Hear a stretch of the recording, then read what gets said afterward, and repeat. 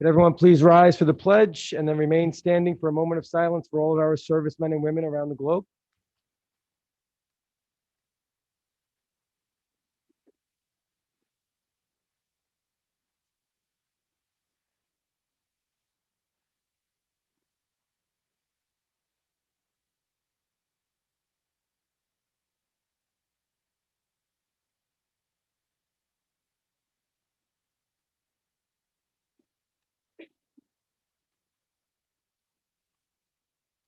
To start off tonight's meeting, I'd like to turn it over to Dr. Pelletieri for the We Are Sachem Superintendent's Report.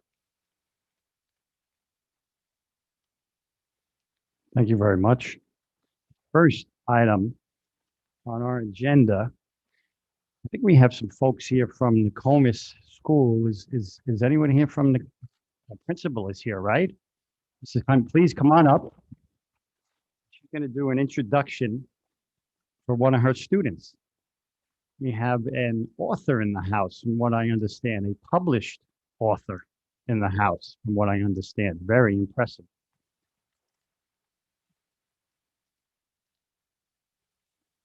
Mrs. Klein, thank you. Principal of Nokomis School.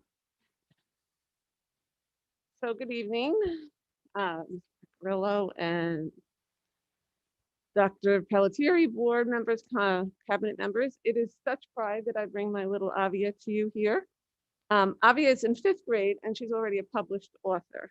If you read Avia's book, you'll see that she delves into some very important and personal topic of bullying. In Be You, Be Cool, Be Kind, Avia goes through several different little snippets of her own personal experiences with some situations, some bullying, some personal, some giving back, some just little situations that she's been and how she handled them. Now, Avia is a little more mature than most children her age, but she has a very nice way of sharing it in her book. And it's not just a story about sadness of bullying, it's how she experiences the situation and then quickly turned it around by using examples of kindness, inspiration, determination, forgiveness throughout the book. And then at each point, she stops and lets the reader reflect on when they have given back, they've been determined, they've used inspiration, when they've been kind. And it gives them time to reflect on their own. Once you have read the book, you feel empowered to share her story. You want to read it to everyone, as how many times we've read it. We couldn't be proud of her at Nokomis. She's so happy to have her as part of our community. And if you sit down and talk to Avia, you know that she's someone to watch because she's going to be such a wonderful, such a positive force in this world where we just really need that. And this is just such a good example. Well, thank you so much.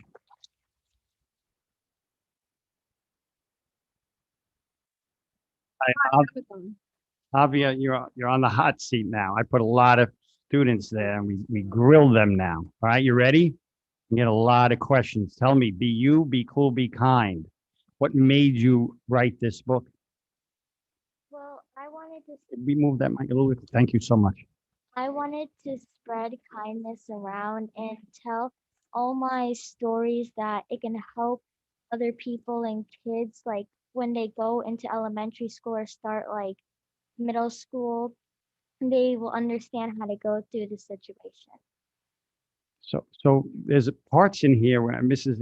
Your principal was explaining how there's a little story and then there's questions, right? Yeah. And you reflect on those. And one of this pieces that really spoke to me was start today. Remember that part of the book? Yeah. I hope so. You wrote it, right?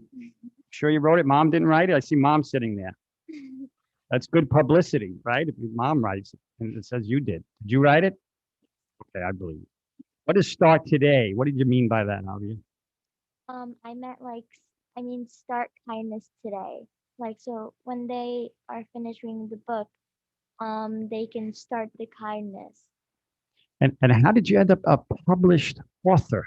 My dad is 80-something years old. He can be very jealous because he's written a couple of books and they're, in a binder in his office there. He hasn't gotten them published. How did you do that? Well, I just felt inspired by my mom because when she wrote her first book, I just felt very inspired. Like I felt like it was really cool that like she wrote her first book. She was on like talk shows and stuff. So Wow. We may have to get mom up here on the hot seat next. Ah, see that? Outstanding. Outstanding. Avia, this is incredible. This is just, look at this, Avia. Let me show you something. See this? The Horrible Porpoise. See who that's written by? Dr. Pelletieri and his daughter Lila. Now, I did this on Shutterfly, and it is not published. Now, the idea with this one was we went to Acadia National Park. Ever been to Acadia? Beautiful place. And there was a naturalist on this cruise that we took, and the naturalist said, "Oh, there's a harbor porpoise. There's a puffin. There's a bald eagle. There's another harbor porpoise. There's a seal." My daughter, who was 5 at the time, said, "Daddy, why is she calling that poor animal a horrible porpoise?" And so we had a conversation about it, and I thought about it after. I said, "No, baby, harbor porpoise." I said, but what if we did call people by bad names? What would happen? And how would that affect them? That was really the story here. And I copyrighted this, so you can't take this idea or anything, all right? I haven't been able to get it published, and you're published already. So you are extremely, extremely impressive to me and everybody here. I'm sure your mom is so proud of you. Anything else you want to say, young author, published author? To be you, be cool, be kind. Oh my gosh. Avia, please come up here. Oh, look, I got my marker. You have one? You know what? We're going to give one to the board president. How's that sound? All right? Come on up. This will be your copy. Mr. Board President, look at that. And this one's to me? Is it already signed to me? Oh my gosh. Oh, wow. Thank you so much. I appreciate it. I want the next book and then the next one too. All right? Okay, pal. Take care. Good luck. Thank you. Very proud of you. Congratulations. Oh, you have to sign one. Can you sign his? It's right there. Yeah, no pressure. Do we know if it's available on Amazon? Actually, I don't know who said that, but it is. Yes. All right.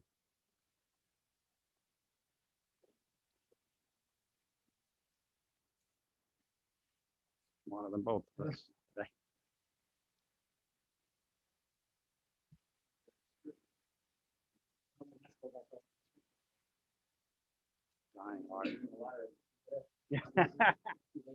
Get used to signing autographs, all right? Look what we got for you here.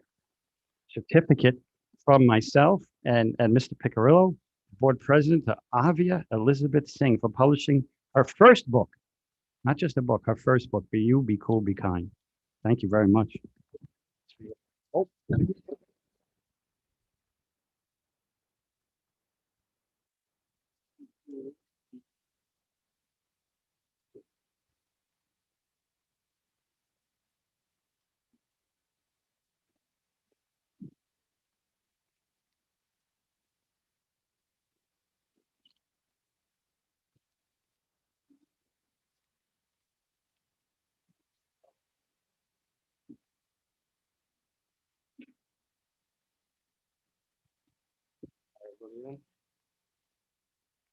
Ready? 1, 2, 3.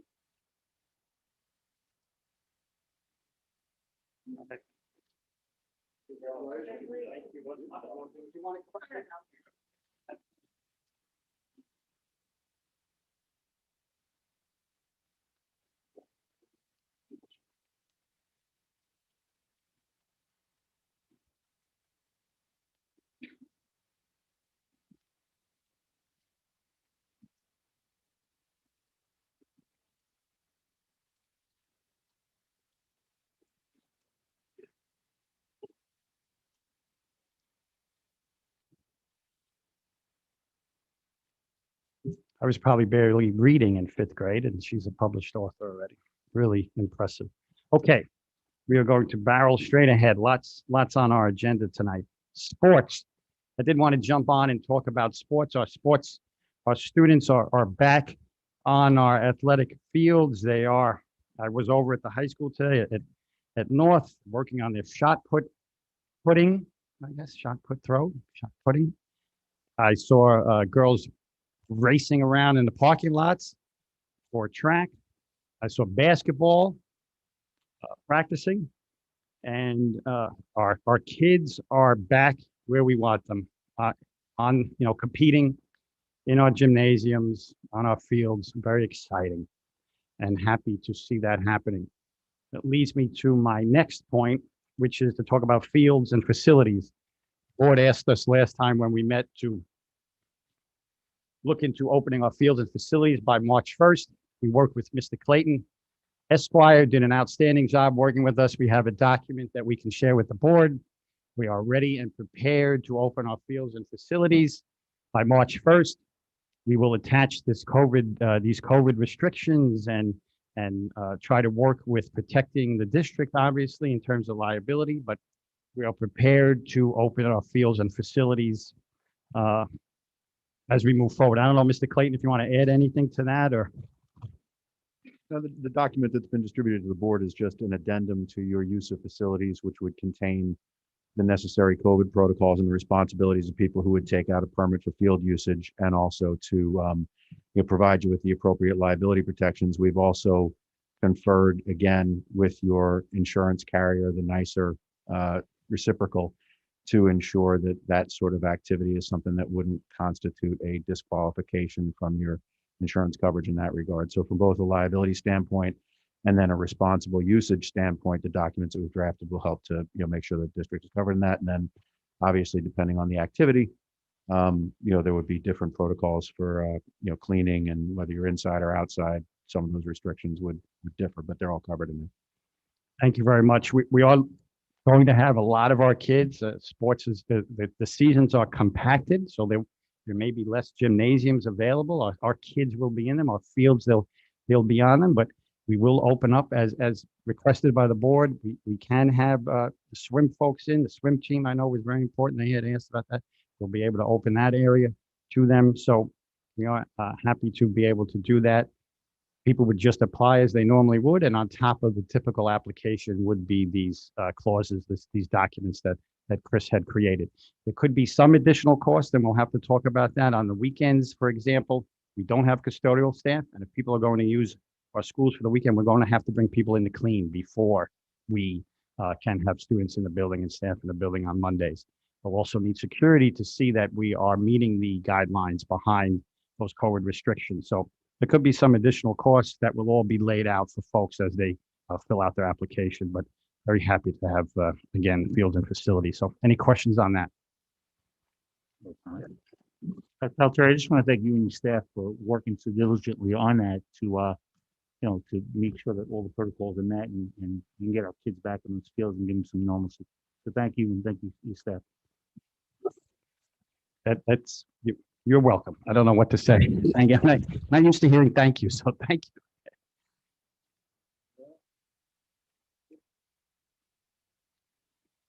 This next piece, I'm going to roll right into talking about students and student return.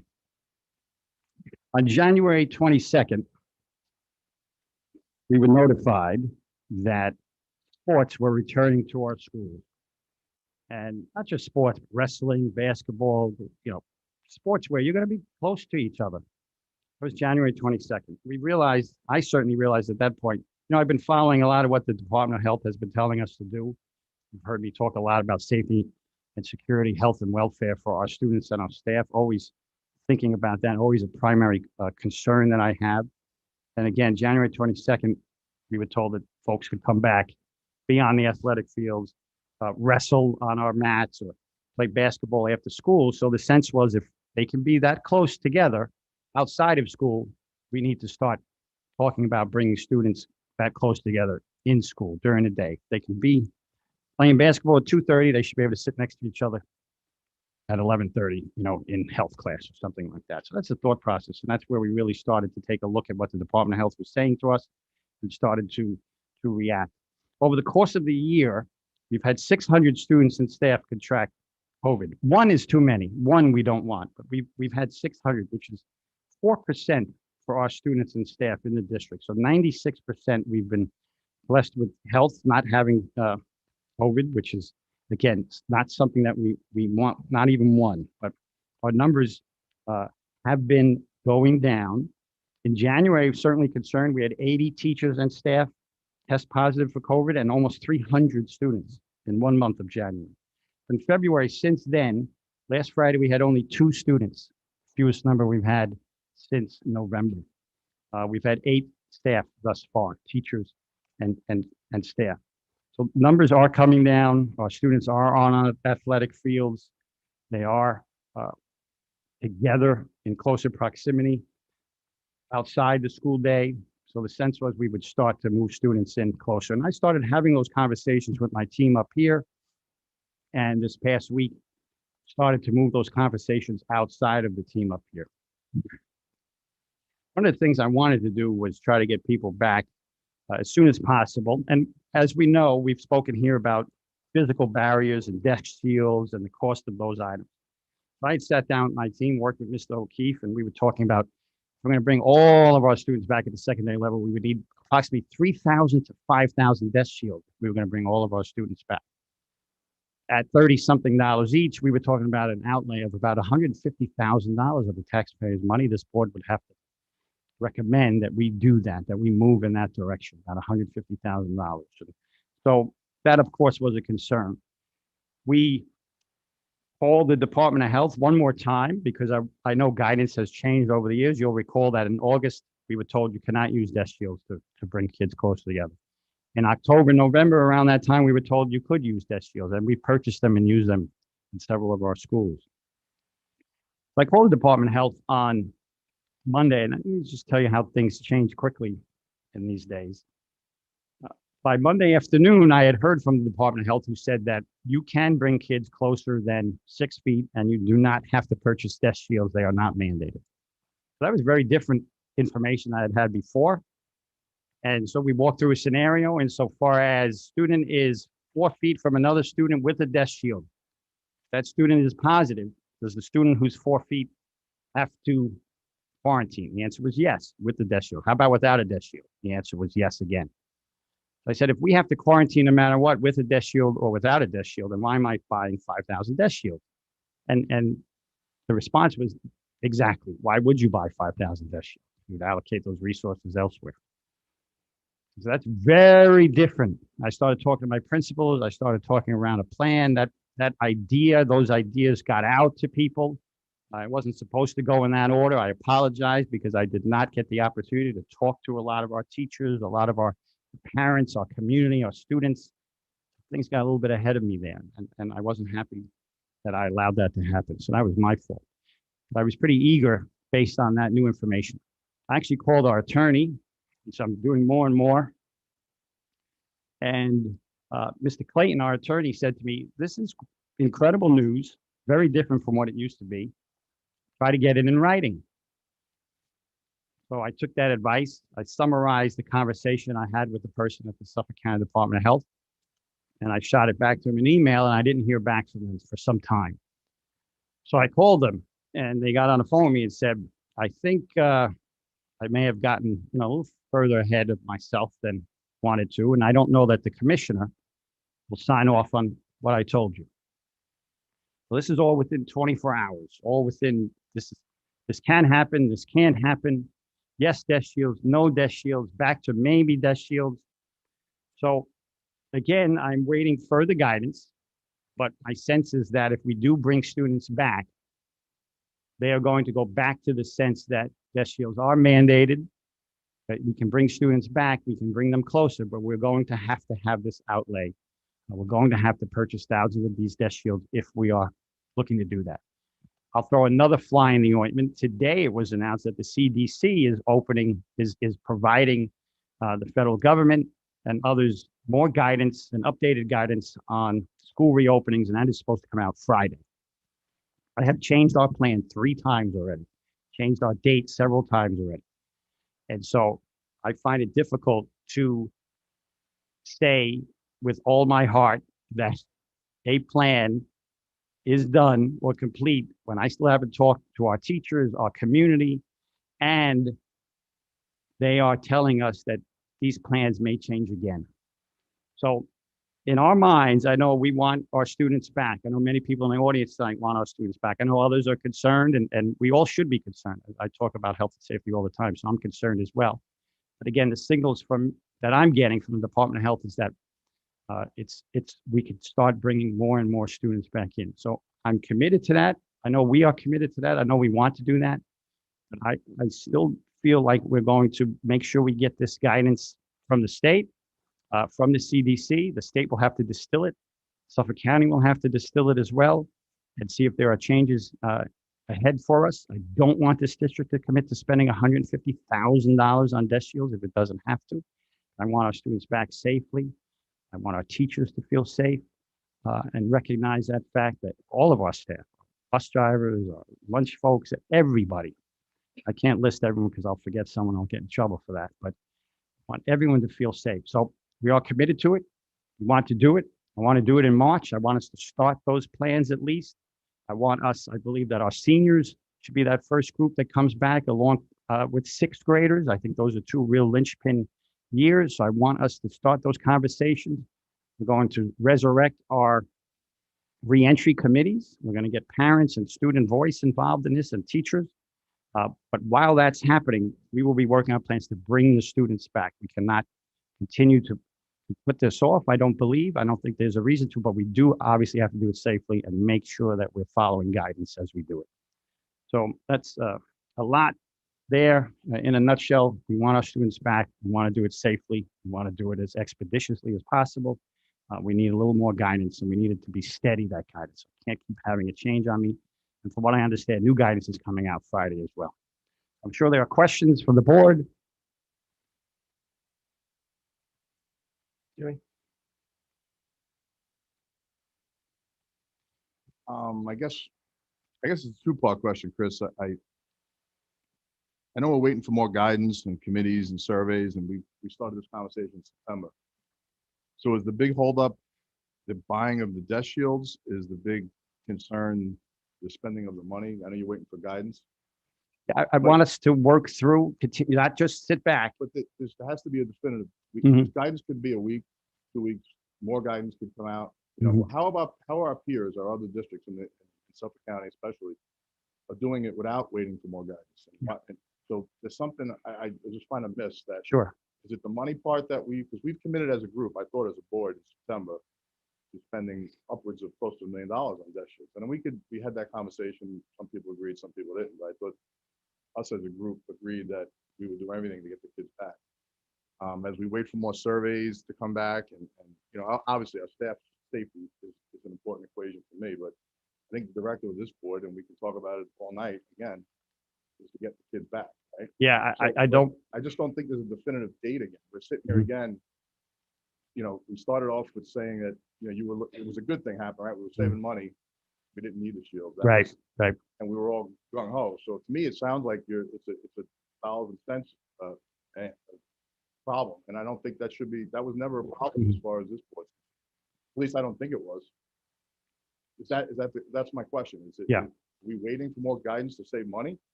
Because I don't think we can wait any more time. And it was never a problem for me. So that's just my personal opinion. So I guess the question is, are you waiting for more guidance to save money? I don't want to wait for more guidance to save money. This should be a celebration, right? It's been almost a year. It'll be almost a year to the day we start bringing students back in early March, that they come back, and we want them back. I am concerned about guidance. I do want to not allocate funds and then a week later or a few days later be told you didn't have to make that purchase. East Islip is bringing students back. I spoke to their superintendent today. They're using as a barrier a type of face shield they're talking about, which is $2 a person, as opposed to $30 for desk shield. I'd like to get that guidance from the Department of Health and find out if we could do that as a barrier, as opposed to purchasing desk shields. I don't want to hold up from bringing students back. 50% of the districts, I was told today in Suffolk, are starting to bring kids back. But we need to be part of that, without a doubt. I don't want us to wait. I want us to be moving along while awaiting this guidance. You talk about a survey, we did a survey, 72% it ended up being as of today. want their students back full-time. A little over 10% said that if kids come back full-time, they'll leave, they'll go remote because they're concerned about numbers in the building. And again, we respect that and we'll honor that. But I don't want to, I'm hesitant to give like, okay, March 1, March 8. I'm hesitant to give a specific number like that because I just don't know what Friday will hold. I just don't know what, I know our meetings will end with, we are going to bring our students back. But I just feel like we need a little more guidance on that. And I would like a definitive to hear from the board in terms of if we're going to allocate these funds. Mr. O'Keefe will find the money in our budget, and we'll have to have a special meeting between now and the next board meeting to approve the expenditure of those funds, and we will do that. So I don't want to hold us up. I like to have that information, but I recognize we need to get started. We need to get our kids back. So I'll say early March, but I don't want to say,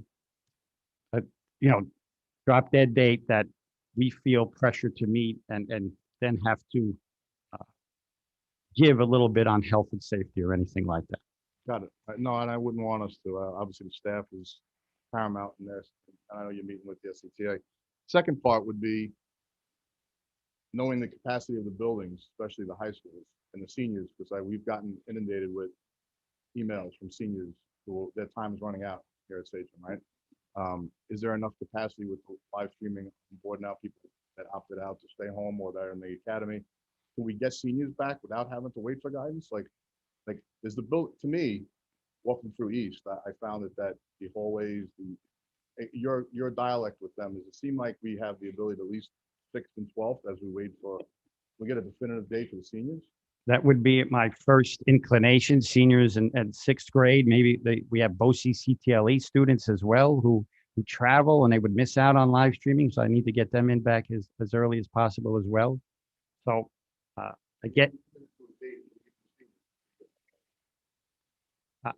I need to have conversations with our community, I think, and our teachers. And I don't want to say March 1. I don't want to say March 8. I don't want to say March 4th. Like I'd like to get a little more of that guidance. I think I'd be comfortable saying March 8th. I think we could start to have our seniors back. But again, something that I'm not going to have conjecture here and say, well, something might change between now and then. What we'll do is commit to only purchasing those shields for those students so that we're not doing this large expenditure. But I would say that I think we need until March 8th to put things in place. If we think about it, we have to recognize, what safety measures are in place, what protocols are in place. I have hundreds of kids every day that don't do the daily health screen. It's not the kids, it's their parents, really. So we're bringing hundreds of kids down in this district and checking them, checking their temperatures. I'm piloting something in one school where we're scanning their foreheads instead of having the nurse sit there and take a look at their temperature, for hundreds of students. But I mean, we're talking about a great number of students that aren't completing the daily health study. So I am concerned about raising that number. I need to talk about bell schedules. Do we stagger bell schedules because kids are passing in the halls? There's now thousands of kids in the hall as opposed to half that number. So I am concerned about making all those safety protocols, music, chorus, cafe. There are enormous numbers of kids in these classes. And we have to figure out, we put 90 kids in a class because we were hybrid. Where are we going to put these students now? So all those things will be worked out, and I'll be doing that. So we won't be waiting for any new guidance on that piece. But I'm confident we can get 12th grade and 6th grade in, and I'd like to say March 8th, but I have a lot of people to talk to first. And obviously, you're the boss. The Board of Education is my boss, and I will do as we recommend, or as we meet those expectations. Last time we met, we said fields and facilities. Let's get it done. We got it done. Do the same thing here. I just want to be cognizant of health and safety and having people's voices be heard. So it's tough for me to commit to a date. This is the first time you've heard me commit to returning all of our students. And so, I think March 8th is a good date for seniors in 6th grade. But if that doesn't, we'd still have to order a couple thousand desk shields to get this done. We did investigate. They do have them. We can get them. There's a 10-day turnaround. So we can go through that piece. Next week, while schools are closed, we can start having custodians moving desks out of cafeterias and back into classrooms and things like that. We won't wait around. And I assure you, I didn't get here by stalling my whole career. I don't want to feel like I'm stalling now. I don't want you to think I'm stalling now. I want us to be safe. Again, the Department of Health said kids can start to do sports and have sport, wrestling and basketball, things like that. So to me, that was Pelletieri. Let's keep moving. Let's get them in. But we have to be thoughtful about it. And I'm going to speak for Meredith for a second, because I know Meredith is going to say to me on the other side, think about these kids who are home this long. How important it is that we get them in. What's happening with social emotion. And that's why I say, yes, we're not going to wait until we hear more. We're going to be plowing through. But from 1 hour to the next, to have that incredible a turnaround is frightening. And I met with 15 superintendents today, and that's where I got that number. About 50% of them are moving forward now. We're bringing people back, and we will be amongst them. I'm hesitant to say a definitive date before I have some more conversations. Thank you. I don't want to Please. take all the time. No, I thank just you. one Let's question, come probably for Ms. Trombetta.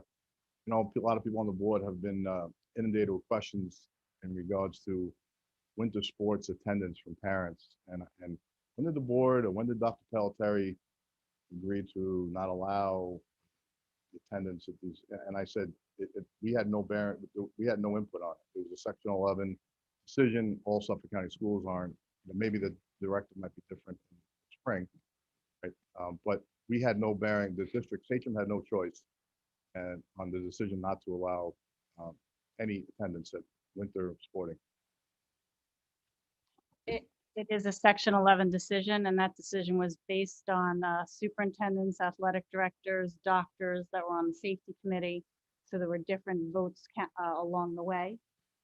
But it is a Section 11 decision, and they are our governing body. We voted tonight to say, yes, we're going to allow it. It wouldn't, there's no way, right, Chris? Yeah, that's correct, Mr. Macruso. We are members of Section 11. We're bound to abide by their rules. We would obviously suffer the consequences in terms of forfeits or things like that if we were not to abide by them. In short, the state gave us a glimmer of hope when they came out with the guidelines suggesting that there were methodologies for spectators to be able to be present. They kicked that can down to the local health departments, on or about, I think it was January 25th, to make some determinations. Our local health department, while they promulgated rules regarding testing for kids, in the high risk sports and so forth, didn't make a definitive statement as to whether they were weighing in at all on spectators. But in a press conference, the county executive alluded to the fact that there would not be. Section 11 obviously has the authority. They're the governing body for our athletics. We participate in it as a member. We commit to the idea that as a member, we abide by their rules, and they made that rule. It's a democracy.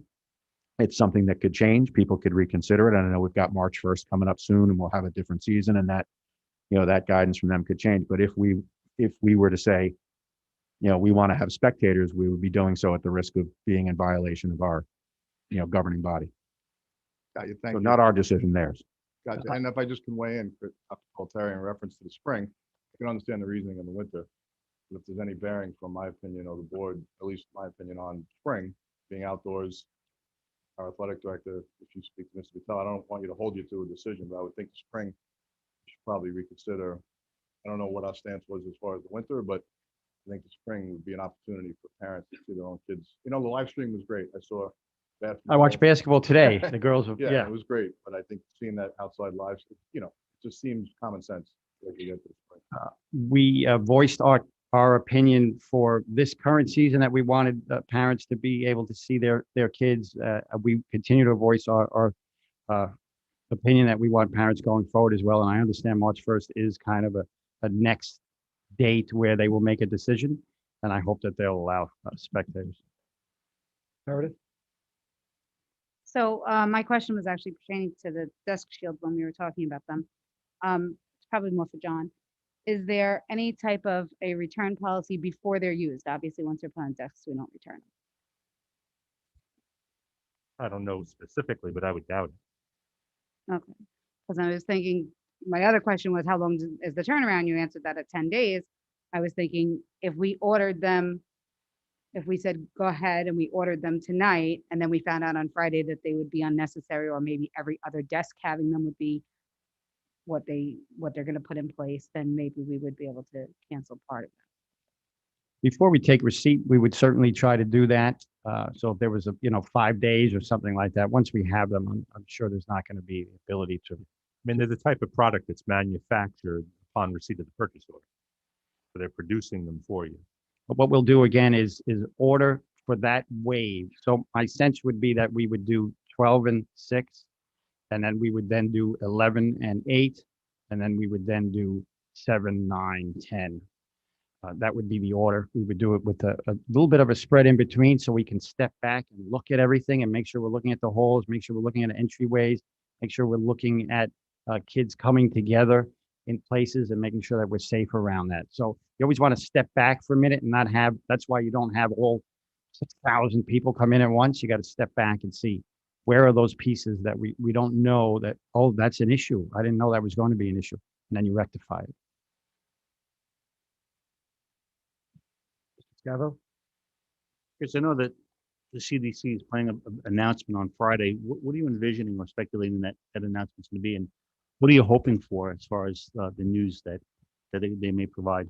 So just clarity would be great, one way or the other. Yeah, if we could do something along the lines of not having to spend $150,000 because they're going to either quarantine students or not quarantine, whether there's a desk shield or not. That's just, if there's a desk shield or not, and you're going to be quarantined, that says to me that they feel the desk shield doesn't do a lot for them. So that's a concern for me. And so I'm hoping there's some clarity one way or another. I'm hoping that they will reduce distances. In music, it's still 12 feet, but our kids are playing basketball and other activities. So why is music still at 12 feet when they're playing their instruments, when other kids, outside the school day can be leaning on each other in the post and things like that, right? So here's my concern with CDC, and I know we're waiting. No, I hate to use that term waiting. I don't mean to say, yeah, I want to be thoughtful about it and see if there's a shift. But with federal government, they make recommendations to the state, and then the state makes recommendations to the county, and everything moves at such a snail's pace that we could be in May by the time the county makes a decision as to what's allowed and what's not. I mean, we've seen this in the past where the CDC says one thing, and then the county says something completely different. And there seems to be no alliance in not, them organizations, those municipalities not being on the same pages with each other. How about from one day to the next in the same building? Yeah. So my concern is that, let's take the worst case scenario. Say, no, desk shield 6 feet. Mhm. Can we start the plan, Mhm. regardless of whatever that recommendation is Yes. going to be, so that That's what I want to do. so that we're not waiting on them. And Friday, the news is good, and they reduce the space, which personally, I think they should have done from day one, and gone with the Massachusetts plan of 3 feet. It seems to be working over there. They don't have super immune systems that are any different than the kids in Long Island. But I would want to proceed and move forward with whatever our plan is, and then if they ease up and the county adopts it quickly, it'll allow us to move much faster and have a plan in place. My second question is the biggest hurdles that we face: hallways, cafeterias, passing time busing. How do you envision that we're going to address those issues? Do we have the ability to allow kids to eat in classrooms, instead of congregating in large groups in the cafeteria? That's something that we've thought about. So it has worked very successfully at the elementary level. I don't know that it would work necessarily at the high school level. At sixth grade, I've seen sixth graders sitting in class. Mrs. Salvia down at Seneca has done an incredible job with her school, and teachers in halls and in classrooms with kids, because we've spread them out during that cafeteria time. So that's really a hurdle, getting all of them back, because if more students are going to come in, we have to get those little desks out of the cafeterias and turn those classrooms back into classroom space. And so that is an issue that is something that's going to be difficult to overcome, but we'll make sure that we do it. We're not going to wait necessarily to do it either. So Now, just you're talking about your rollout of 12, 6, 11, 8, and then 7, 9, 10. How are we going to address situations where you have an 11th grader taking a 12th grade class, okay, and they're not back full time? How would we address that so that they can be part of that class? that maybe he's meeting every day live. We'd have to make a decision, work with a parent. And that's something that's another thing we're going to do immediately. We need to know who's going to take advantage of this opportunity and come back. So we have to survey parents immediately. I'm going to work with Ms. Hines on that. I don't think she knows that yet, but we're going to be putting a survey just to those parents and saying, okay, do you want to come back? And so we know, I'm not going to wait again. We're just going to get that information. So the counselors know who's coming back and the teachers know who's coming back. The survey. So was that's how we would do that. Pretty, how many people send it back? 2,800? Yeah, almost 3,000. Yeah. Almost 3,000. Mhm. It was 87% said that they would return the children back. It speaks volumes when you see, those circle graphs, and most of that circle graph is red. Yeah. 87% said they want their kids back. I know firsthand that, every day I deal with parents, even my own children that love school, didn't miss a day from kindergarten through 6th grade, and to hear my own children, and believe me, I don't do this for my own children, but to hear my own children, my children's friends, community members that call me, tell me that their kids just absolutely hate school. And it's not because of the teachers. It's not because of the learning and the expectations. It's because of the hybrid. It's not what they're used to. We have to change. We have to bring these kids back ASAP for the sake of the kids. And really, like I said, when we develop this plan, we have to really get everybody involved in this. Seek input from the community. Most importantly, seek input from the people who are in the trenches. We have to get input from our nurses, from our aides, from our paraprofessionals, from our clerics, from our teachers, our staff, our administrators. Everybody's going to be part of it, because there's things that happen in the trenches that sometimes we're not aware of that they can provide feedback on that'll make the plan work and be positive. And if everybody buys into it, we know that it's going to be much, much more successful, and it's going to be embraced. But we have to get everybody's opinion to make this plan the absolute best plan we possibly can. It's very important. But I look forward to those guidelines and those changes on Friday, and hopefully we can get these kids back quickly. Yeah, Mr. Scavo, I'm just going to jump in for a second. You talked about buses. There will be more kids on our buses. We're not going to magically have more buses, so there'll be more kids. So we have to be careful about that and thoughtful about that. And yes, I agree. Part of my conversation, again, my fault, got out a little bit ahead of me. I spoke with some people, and I got a couple calls from folks who said, I'm learning about your reentry plan on Sachem Moms, and I should learn about it from you. And that's true. So that was my fault. I did not. No. You're not accused. I'm saying that because I need to get our teachers and all those people you just mentioned. You laid out exactly my vision for this, and we need to step up and do this immediately. And those conversations will be ongoing. And again, I'm not going to wait. I'm not going to say, oh, CDC now said this one. Let me find. I'm not going to do that, Mr. Mancuso. We just know how federal and state government moves. Yes, because New York State is going to distill what CDC says, and then Suffolk County after that. We're not going to wait for all that. If there's guidance as we move forward, we'll adjust. We'll be flexible. But we're all going to move forward. Thank you. Meredith? So going back to, I know you don't want to commit to a date, and I don't want to put you on the hot seat, but I do want you to remember that March 13th was the day that the world pretty much got destroyed for our children. And if we could really give them something definitive to look forward to, maybe we don't get everybody back by March 13th, which happens to be a Saturday. At this point, I think some kids are even willing to come in on Saturdays at this point. I believe you. But I do believe that if we get them a definitive something to look forward to by March 12th, that we can say to them, yeah, unfortunately it took a year, but this is the light at the end of the tunnel. Because I think a lot of these children are not seeing any light at the end of the tunnel. They see things happen, and then they see them get taken away. They see their sports season come, and then they get one positive COVID test, and they see their sports season get ripped away from them like it did today. And every time we give them a little something, we rip more off, and that can't happen. So we really need to get definitive answers. And you know what? I'm getting all the emails. I'm getting all the feedback. I'm getting the text. I'm hearing it. Yes, there's a majority of people that do want their children back full time, but yes, there are still those people that don't. There are concerns, and I think a lot of the concerns are with misinformation, like the emails that we were getting saying that we had the ability to get our kids back, to get our kids to have spectators. We didn't. There's a lot of misinformation out there. If your child is quarantined because they were in contact with someone, your whole house is not quarantined. You do not have to miss work.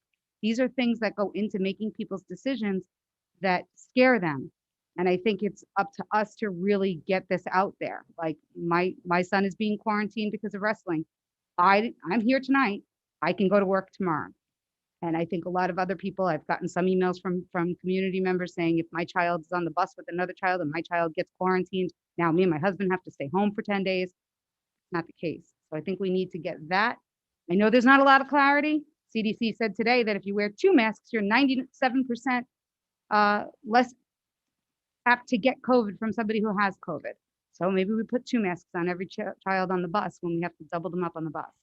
But I think that we also need to get clarity out there to people because there's a lot of misinformation being spread very quickly. We do put a lot of information on our COVID-19 page.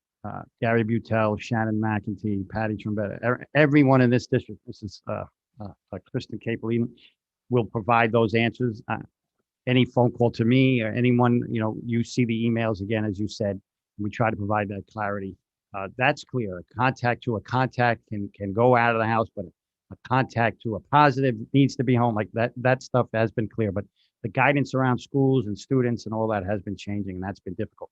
But I will say unequivocally, is Mr. Weston. Mr. Weston, unequivocally. I'm going to stop saying that word because obviously I can't say it. Where's Avia? She'll tell me. I'm going to say that we are bringing our kids back, and it's going to be before March 12th. I'm very confident in that.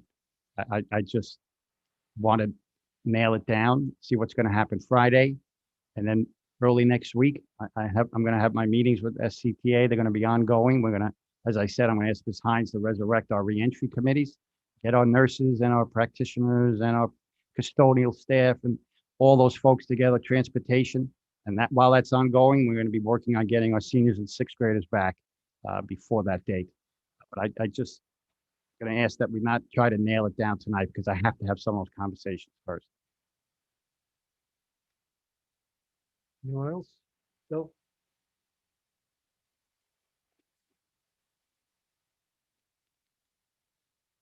I know that this is an exercise in frustration for everyone. And Chris, I really feel for you in this position being new to you, that you have to, embark on this journey and do this.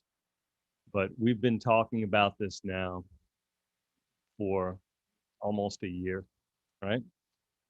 It was last April, I think, when I voiced in the board meetings through my own experience that I believe this was doing a lot of damage to students. And then I was advocating for bringing the students back. And here we are almost a year later. One thing that I'm pretty certain of is that as you begin to have those conversations that you want to have this week and next week, that a small minority that does not want students back in school is going to push on you hard in a way that, it will be very difficult for you to not succumb to.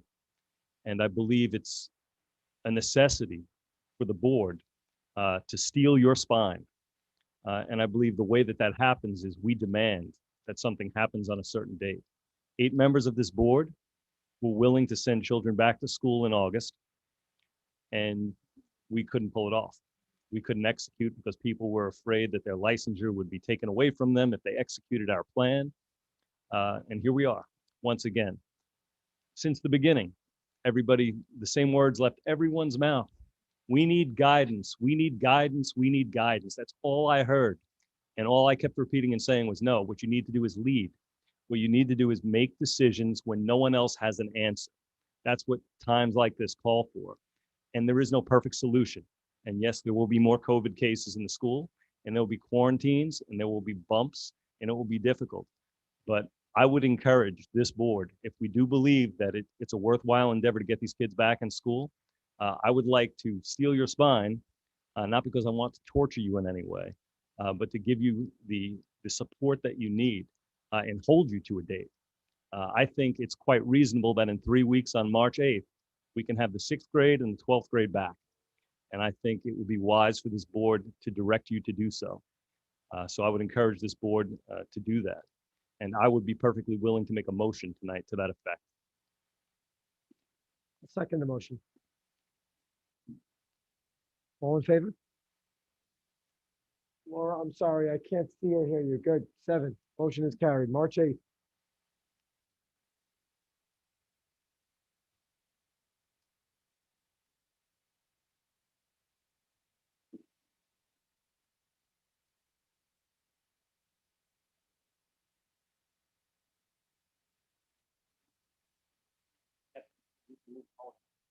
Is that on your report? Yes, Is it- yes, budget advisory committee and then the budget.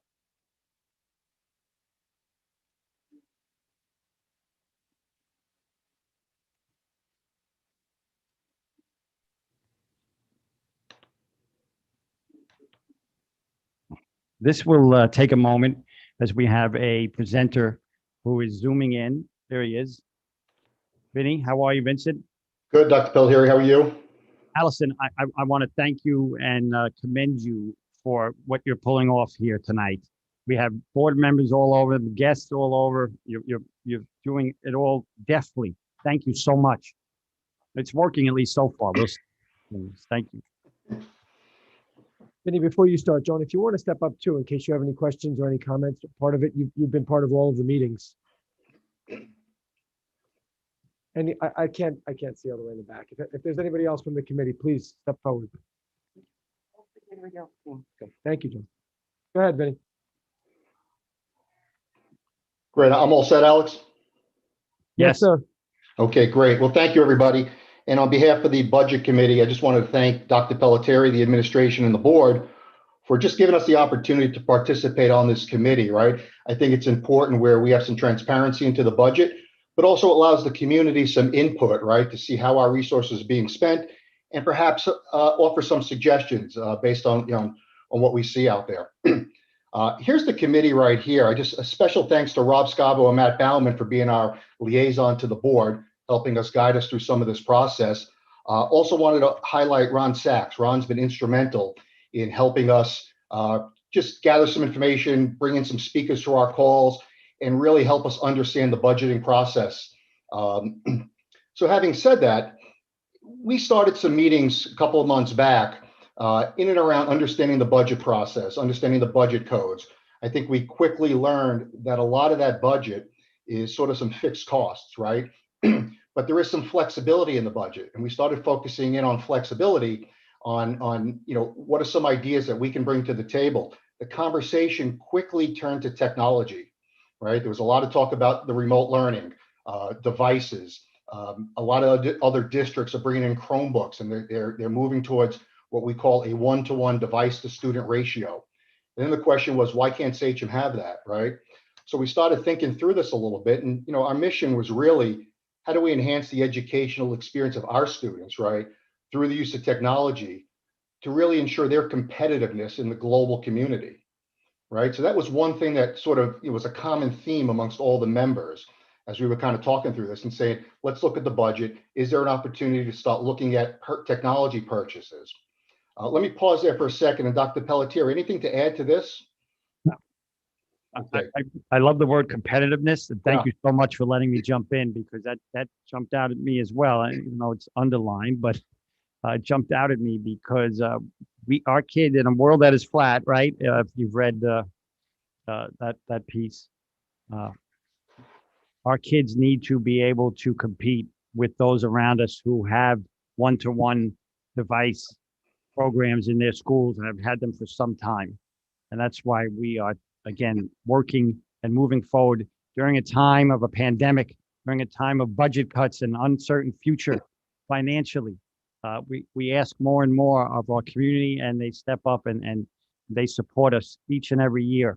And this is really goes to the heart of it, this helping our kids to compete in that playing field. So thank you very much. Yeah. Oh, no worries. Our pleasure. And then so with that, we approached Rob and Matt and said, okay, we really like to focus on this. So their feedback was, let's take it to the board, right? Let's get a charge. And I think several months ago, there was a board meeting where the board agreed to, give this committee the charge of researching the feasibility of purchasing Chromebooks and deploying them to achieve a one-to-one device to student ratio, coming up with some options for that deployment, right? To try to provide these to as many students as possible within the current budget parameters, and then present options, which we're going to do tonight, to the administration and the board to evaluate a purchasing decision for the 2021-22 school year. Okay. So again, just we didn't work in isolation, right? Dr. Pelletieri, very instrumental in some of these phone calls, understanding what your goals and objectives were. Mr. O'Keefe was valuable in terms of, the budget process, right? How would we go about, doing this purchase? Really important was Mr. Renda, right? We asked Jack Renda to attend because then the conversation was, if we were to embark on this, can Sachem consume all these devices? Do we have the infrastructure, right? Are the buildings Wi-Fi enabled? So he really helped us and guided us through that. We asked a lot of questions of our administration to really gather the input to create those options. And what we focused on here was these bullet points in terms of our input, right? So we're going to focus on the secondary levels because what we learned was at the high school and middle school levels, those buildings will be Wi-Fi enabled for the 2021-22 school year, right? We've already purchased 1,000 Chromebooks for this school year. They recently were delivered, not yet deployed. I think Mr. Renda's organization is going through the inventory asset tagging process right now. If we were to go with a one-to-one, one of the proposed allocations was ensuring that the teachers actually have the same device as the students, really to sort of set the foundation so everybody's on the level playing field. So those initial 1,000 that have been purchased, one of the options here would be to allocate, there's about 560 that would go to secondary teachers, which would make 440 available to deploy to the students. In addition, we also learned recently that the district is working on acquiring another 1,200 Chromebooks through a grant.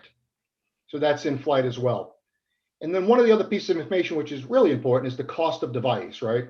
So when you look at the fully burdened cost, which includes not only the device, but a case, warranty, support over a 5-year period, and then any third-party software the district may need, we're looking at a fully burdened cost of about $400 per device. So we've got all of that input, and we created multiple options. And about 2 weeks ago, we landed on these 4, which we're going to present to the board, right? Option 1, deploy Chromebooks to all high school students and teachers in grades 9 through 12. Option 2 would then focus on the middle schools, 6 through 8, with again, students and teachers. Option 3 is the larger one that says, can we deploy to all secondary students and teachers in grades 6 through 12? And then option 4 was, let's call that the business as usual. Let's continue to purchase in increments of, let's say, 1,000 purchases like we previously did. And then the district can deploy those as it determines. I'll pause there for a second and see if there's any questions or comments. Okay, so let's go into the option. This is option 1, right? Grades 9 through 12. We've got the projected enrollment from grades 9, 10, 11, and 12 with the teachers. We're looking at about 4,420 devices that would be required. If you looked at the all-in cost of $400, you're about 1.77 million. However, again, taking into account the 1,000 we've already purchased, the 1,200 that are slated to be purchased through the grant leaves us $2,225 left to purchase. At $400 a piece, we're looking at $890,000. And now that would cover all grades 9 through 12. Questions, comments? I'm going to comment. That's a fantastic chart, Vinny. I don't know. You got the colors. You have everything down there. Yeah, we color coded it based on the school. So yes. I'm going to have you come and do my presentation. Okay, great. Thank Yep.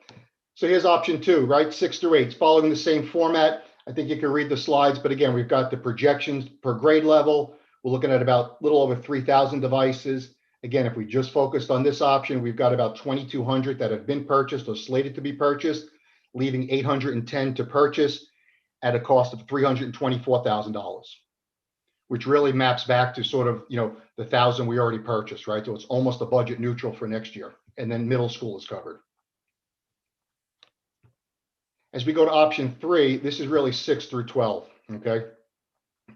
Obviously, the number's a lot larger. We're looking at 7,435 devices. Again, same format, taking into account what we've purchased, what's slated to be purchased. We're looking at about 5,200 plus at a cost of a little over $2 million, just shy of $2.1 million. Okay. Hey, Vinny, Yes. I just have a question for John. If this was an option that we decided to go with, Would we be able to get that many Chromebooks at one time? How would we find that money? Well, that would be part of the challenge. I mean, to get the 1,000 that we ordered over the summer took us the better part of 6 months. So I don't know whether production has ramped up with software equipment. It was even some of the challenges we had with getting the equipment we needed to expand the bandwidth. There was just such a delay on getting electronic devices. Now, as we get towards the end of the pandemic, hopefully we'll start see easing in some of those productions. So we do see items, but if we cut a PO for 5,000 units, maybe it will take 8 months. Who knows? Thank you. Yeah, and Alex, that is a challenge, right? We talked through that on the committee, right? So we understand that. Let me just flip to option 4. And option 4 really just lays out if we continue to purchase in increments of 1,000, right? We broke it out by grade just to see that, if we went down that route, you'd be able to do sort of a grade a year. The challenge here is that to get to a 1-to-1 at the secondary level, you're talking probably over 5 years, full district, probably 10 years.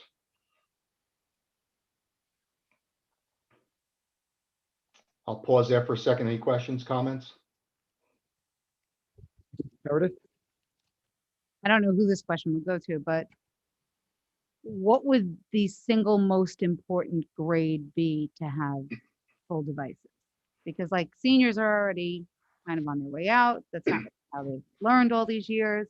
Well, we would get them, for seniors starting next year, so they would get it at the beginning of the year. Well, I understand that. well, We're talking about next school Yeah. year anyway. Hey, Meredith, this is Vinny. So we addressed it as a committee, and our goal as a committee was to leave that up to the educators, right? So we weren't in a position to offer that up. I think that's something that the administration or educators is probably best to answer.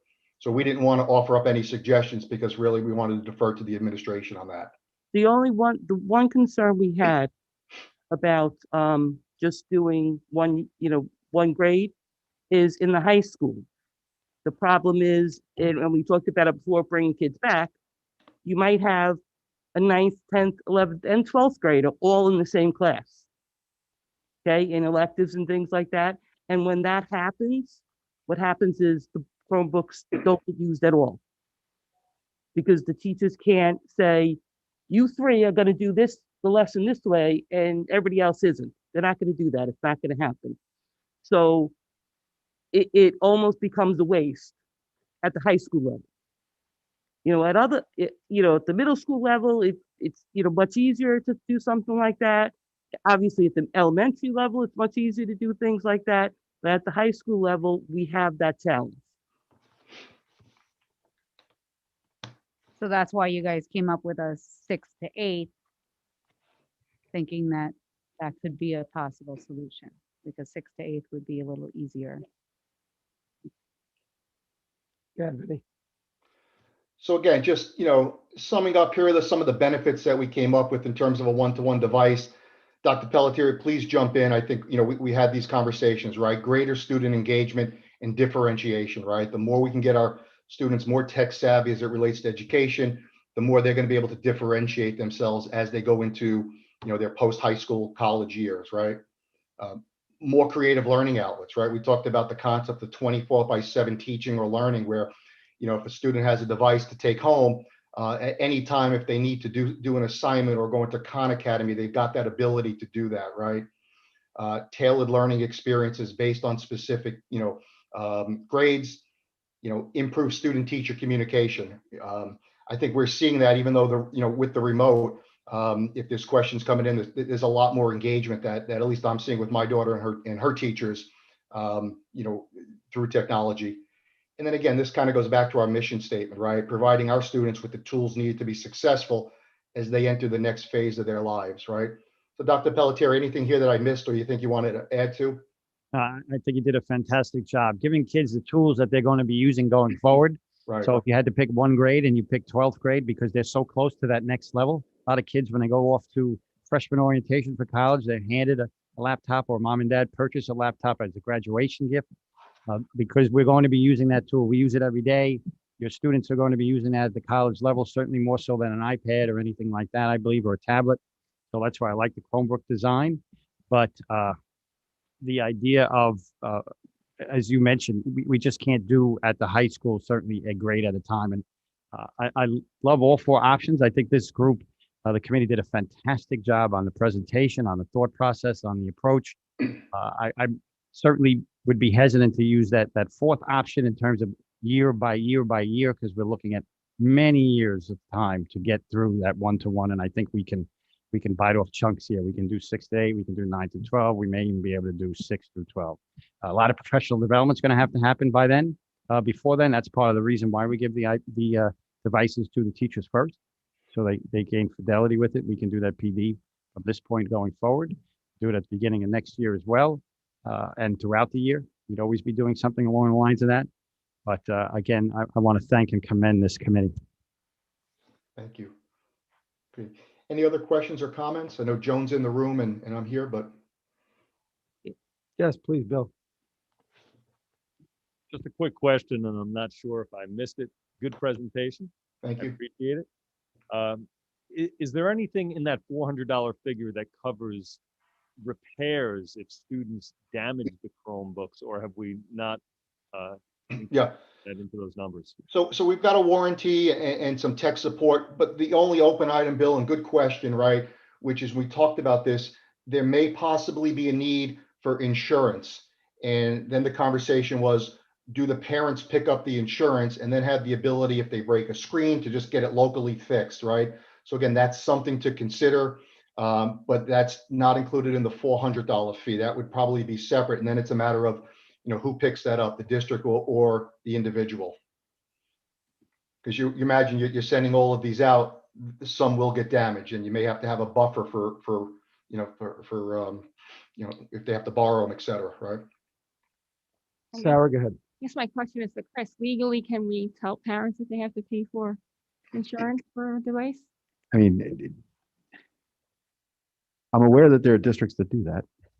But legally, I would advise you there are some certain concerns where if something's an essential component, I think that we have the obligation, just like causing people to rent instruments or things like that. There are responsibilities that we're going to have, but I believe that not unprecedented for an insurance cost to be passed on to the parents, but we talk about that when the time comes. Anyone else? Vinny, thank you so much, Mrs. O'Connell. I Matthew, just Rob, want to make one comment. Please. Meredith, when you were saying, the 12th graders are kind of on their way out, so maybe, but, Dr. Pelletieri commented too. Yes, they might be on their way out, but they're going to be the first people that need to use it when they get to college. So, yeah, they haven't had it all along, but we need to get them ready. Thank you very much.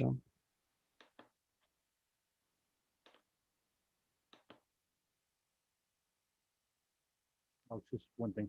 Yes, please. So I guess when we get to the point in the budget where we discuss technology, I guess this will come back to the surface again, the table where board could maybe look at some of these plans and look at the feasibility of implementing. Obviously, state aid is a big factor.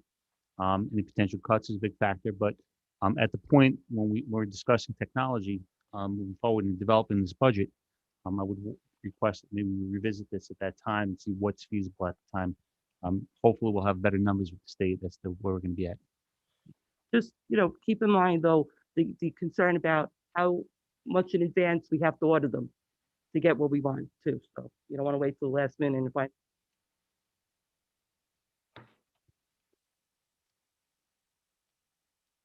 John?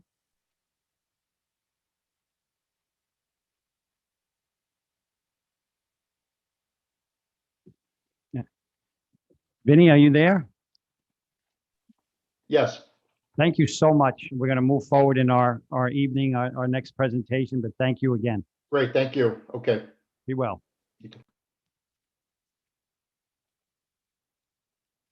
All right, thank you very much. This is the second in our series of budget presentations. Just advance forward. Just to remind everyone of the timeline. And again, all these presentations go up on the website the next day, so you can always go back and revisit them. Tonight's the second presentation. We will go through a different group of categories. A month from now, we'll do budget presentation number 3. We'll go through our curriculum and instruction budget. The fourth is where we start summing things up, letting you know where we stand with known revenues versus expenditures and what the gap is at that point. Then hopefully when we come back to the meeting on April 7th, we've got a finalized state budget. We know what the finalized state numbers are, and we can start to reconcile the budget and bring it together so that hopefully on the 21st, it's just a straightforward adoption of the budget. We're not literally going to that last moment. So recap of the budget presentation from last month. There's the non-instructional areas. We covered a lot of territory, and unfortunately it was an awkward way to present because it was done via Zoom. But it was about $153 million worth of expenditures, or almost 45% of the initial draft budget. But tonight we're going to look at a different group. We have 11 different functional categories we're looking at here. This is the student activities and support services portion of the budget. It's a smaller piece. It's about 20% of the draft budget, but it still represents about $68 million worth of proposed expenditures. Overall, if you look down at the very bottom, even though it is such a large amount of money, the 68 million, across all the lines, it's relatively flat. It's only about a $284,000 increase, or 0.42%. And if you remember back to the last presentation, I know there was some questions from the board because it was actually over 3%. You know, that's so high, how can we support that? And as you go through the first draft, you know, there will be sections of the budget that are much higher than what the overall budget will be, but hopefully in the end it all balances out because it has to. So I'm sorry, obviously there's a little difficult to read for the people at home. So it will be up again tomorrow. So you'll see that there. Even for those here in the audience, looking all the way from the back of the room, it's probably a little bit difficult. But the areas you're looking at here are our interscholastic athletics. There are two different categories. So just those numbers we just spoke of, those functional numbers, those are numbers over on the far left. The description of the expenditure group is the next group. And then you have the proposed budget for next year, followed by the budget for this year. And then these are the actual expenditures in the 3 previous years. So it just gives everyone some history and a timeline of how things grew over time. So nothing really happening here, but it is a $215,000 increase, or over 3.5%. You say, my goodness, why is it going up so much? So the first line, the athletics administration, that's merely just the athletics office itself. So that's the director, the assistant director, the clerical staff, the athletic trainers, you know, the materials to support that office. No changes in the budget there, just contractual increases. Physical education is just merely the supplies for PE. There've been no requests for a change in that budget there for supplies. The health services line, that's the area on this particular slide where you're seeing the greatest increase, about $185,000 in just that area alone. So that's our district nurses, that's our physician, that's the services that we pay, health services to other districts when our children go to private and parochial schools. That's one-to-one nurses for children that have those specific needs, et cetera. So it's a group of various expenditures, and it's going up, like I said, about 185,000. The reason for that increase, 2 areas, about $70,000 of it right now is a contingency. And I know we spoke about this in the last presentation for PPE and COVID-related supplies. So we placed $500,000 in the 1620 custodial line for COVID-related materials. In the health services line, there's about $70,000 for nurses PPE over and above what normal supplies would be. Now, if in the end we learn we don't need those monies there, they can reallocated, spent on other things, removed from the budget, et cetera. It all depends on the timing. I mean, I don't think we're going to have a crystal ball to know by the time you adopt the budget in this cycle. So I would assume those numbers will stay there. But if it comes September and we don't need the monies for those things, we can reallocate them, obviously. The other $115,000 is in staffing, doing an audit of general fund expenditures on salaries versus grant funded. We had learned that inadvertently a building nurse had been placed in a grant funded position. I feel it important to have that nurse in the general fund budget. That position should be protected within the general fund budget. That nurse was moved back here. Certainly if we have grant fund monies available and we have one-to-one nurses, which maybe the nurse is here this year and not here the next year, those would be where I would use those expenditures. And additionally, we've budgeted a little extra money for one-to-one nursing because we have seen an uptick in that. Or any questions on this particular slide? I just have one question, John. Sure. For interscholastic athletics. Mhm. It looks like we're probably going to save around $160,000 this year from the middle school to winter sports. You go on the next slide. So when you go from an increase from this year to next year, Mhm. does that money carry over so that there really shouldn't be an increase? Well, those would just reflect increases of potential I mean, it's increases not a lot of in money. I'm just salary. wondering when you put it down, do you take that? I know that Yeah, it's no, when costing you, us money to do testing. yeah, when so you there is save, still a savings. So that's what when you save money in a particular budget year, at the end of the year, if your expenditures were lower than your actual revenues, that difference is fund balance. So you That do it goes as a into your total savings. as you go over. Yeah, you can't take the money from this unless you're appropriating fund balance into the following year. Thank you. Nope. I Yes, just have a quick question, John. sure. When you buy like the PPE equipment and everything, that all goes out for like an RFP and it's based on need. So, that's what our nurses or, determine what we need, correct? It's based on nurses' need. I mean, the tricky part right now, when you say go out for RFP, we've actually adopted twice now this year emergency resolutions allowing us to source needed materials from any vendor, because the problem you have right now is there's such a demand for certain supplies that no one is bidding on them. It's basically going to the person willing to pay the most money.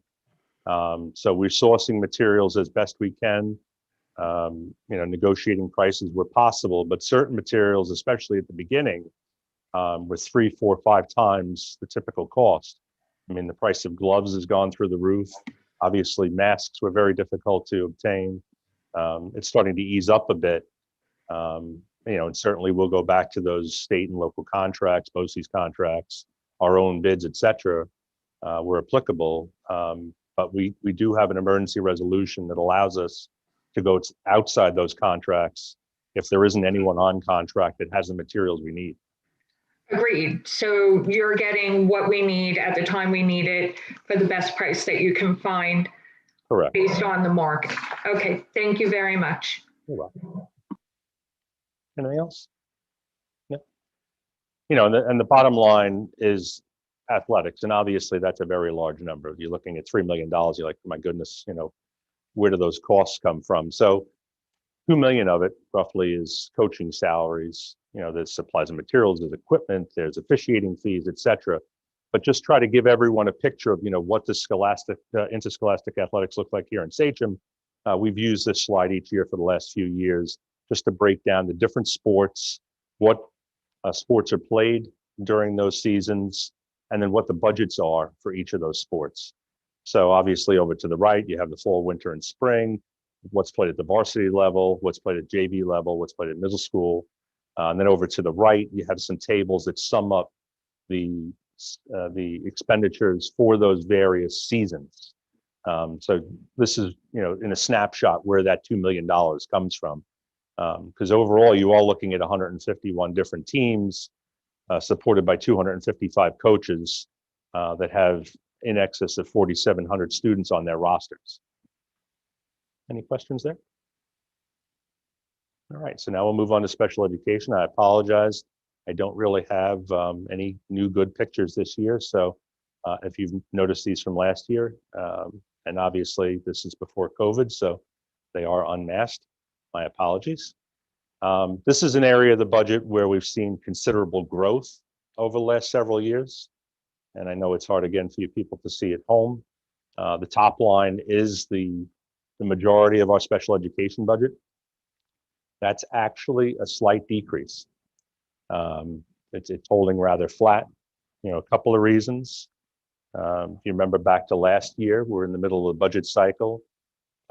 We were between directors in the department. We were in the middle of COVID. We weren't able to have CSE meetings. So we had to do a lot of assumptions of where children, whether they be preschool children coming into kindergarten or even children in district that might be going into outside placements. Some of those numbers ended up being a little bit higher than what we needed. So this will be an area of the budget we do save a little bit on this year as well. But looking at it more critically this year, having those CSE meetings, things like that are going on more normally than they did last year. We're actually able to drop that budget back slightly. The Committee on Special Education, those are monies that we spend for those summer CSE meetings. They're also the section of the budget where we pay for all the related services that are not provided by our employees. So whether a child has OT or PT, things of that nature, those services for those contracted vendors are paid for from that 2251 line. And then the last two lines are just our district psychologists and social workers. Those are just staffing costs. Again, no real changes there, no changes in FTEs at this time. Any questions on this slide so far? No. And just the bottom helps you. You take a look at a special education budget and you say there's $48 million there. My goodness, Mr. O'Keefe, what makes up that cost? So the bullets at the bottom just sort of sum up where those expenditures come from. Obviously, special education is a very labor-intensive program. There are 513 employees in our Sachem special education staff. That's the $32 million. And we have some various contractual services, $4.8 million worth of placements where our children either go to other public schools or private placements. We have about $10 million in BOCES placements. And then some of our special education students go to occupational education via BOCES, another 1.2 million. And then just supplies and materials to support the department. But just to look at that big number and not see the detail behind there, obviously the board has the ability to see each of the lines because there are several pages where the material's there. Just to sum it up for the people at home, what's behind those lines, that's what's there. And then the final category, again, not a large category, but percentage increase, it looks a little big. One of the things that I learned when we do this regularly and often, we do staffing audits, making sure that all of the staff members in a particular building are being paid for from the appropriate code. We did identify some staff members that should have been in the 2270 category, which is our special needs group. That's the second category you see up on top. That group is our E&L teachers and support staff and our AIS teachers. Some of those teachers were actually inadvertently budgeted into 2250 category. So this is just a correction to bring those staff members back over here. So that's why you're seeing in that second line what appears to be, a larger than normal increase, at $200,000 there. The federal programs, which is the top line, that's an office that's overseen by Ms. Hines. That's the staff in that office that oversees the various grants, the title grants, Title I, Title II, Title III, administering those grants. It's the clerical and support staff, the account clerks in that office. You might see that if you go back in time, the expenditures used to be higher. That office was supported by an administrator. That administrative position was abolished a couple of years back. So that's why the expenditures have decreased over time. So just the year-to-year change is just the increase in salaries. And then the last one is our clubs. And that's been a topic of conversation, going back to, unfortunately, the days where we had to really constrict our budget.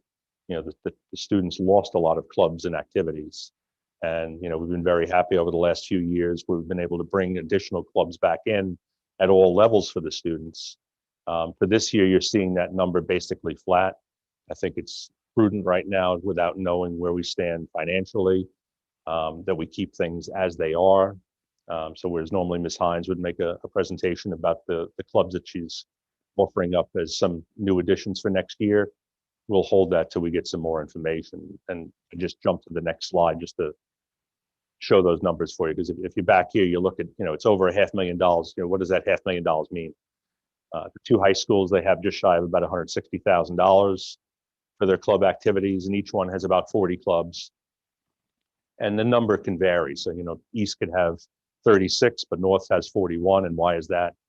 Certain clubs have either more children, or they meet more often, or they meet, on a full year basis as opposed to a partial, whatever the case is.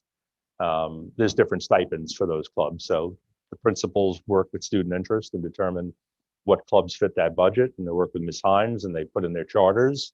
And then Ms. Hines presents them to Dr. Pelletieri, and then those clubs are approved. Same at Seneca and Sagamore and Samoset. They have about 25 clubs each. They each get a budget of about $45,000. And the 10 elementary schools get just shy of 10,000. And they usually have about 4 clubs each. And then the box down at the bottom just sort of sums up club activity. Again, a lot of students in clubs. There's about 190 clubs running right now this year. We have about 4,200 high school and 2,900 middle school students on rosters. Not to say that individual children, a high school child could be on 3 or 4 different clubs, but a significant number of our students participate in these types of activities. Any questions? So again, just summing it up, I told you I'd keep it brief tonight. Our last presentation, we went through about 45% of the budget. Tonight, we went through about another 20%. As we stand right now, our projected tax cap levy increase for next year is just shy of 2% at 1.99. That is within the tax cap calculation, so it is tax cap compliant. But it could change if there's changes to our building aid with the final adopted state budget, or if there's changes in the capital projects the board chooses to move forward with. And again, next steps, everything's preliminary so far. We'll keep you posted on what we hear from the state. We'll continue to refine those items. And at the next presentation, we'll go over curriculum instruction, which is March 10th. So it's general education, our occupational education for our general ed students, our guidance department, our library, our music and fine arts, and home teaching. And then we sum it up. And the final budget vote is on May 18th. And that's all I had for this evening. Were there any further questions? Thank you, John. You're very welcome.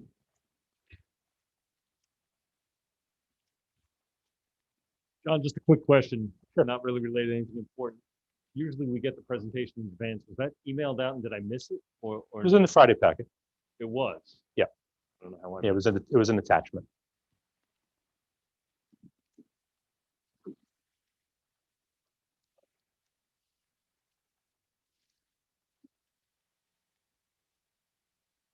All right, we're going to move on to letter F, approval of minutes for January 20th, 2021, January 25th, 2021, and January 28th, 2021. Can I please have a motion? Motion by Meredith, seconded by Jimmy. Any questions? All in favor? Opposed? Motion is carried. Number 2 is visitors, public comment. We have a few. Mr. Barbera.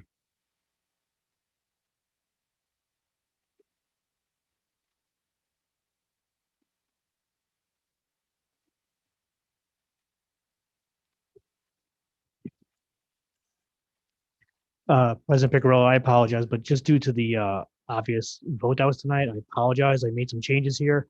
I hope you allow me just to finish my statement. Good evening, Board of Education District Office. As the president of the Sachem Central Teachers Association, I represent over 1,400 educators across this district. I'm here tonight to convey the stress and frustration from our staff over the decisions that you've been made all year and the decisions that you continue to make tonight. First, I did want to thank Dr. Pelletieri for addressing the rumors and the return about returning of our students and seeking collaboration to tackle this new challenge. However, I'm incredibly disappointed with this Board of Education, their total disregard for health and safety for everyone in our school community.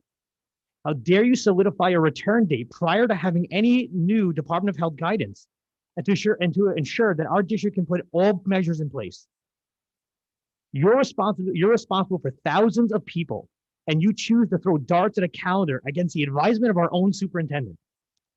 Many of you just said, I need the input of nurses, teachers, and administrators, parents, students before making this decision.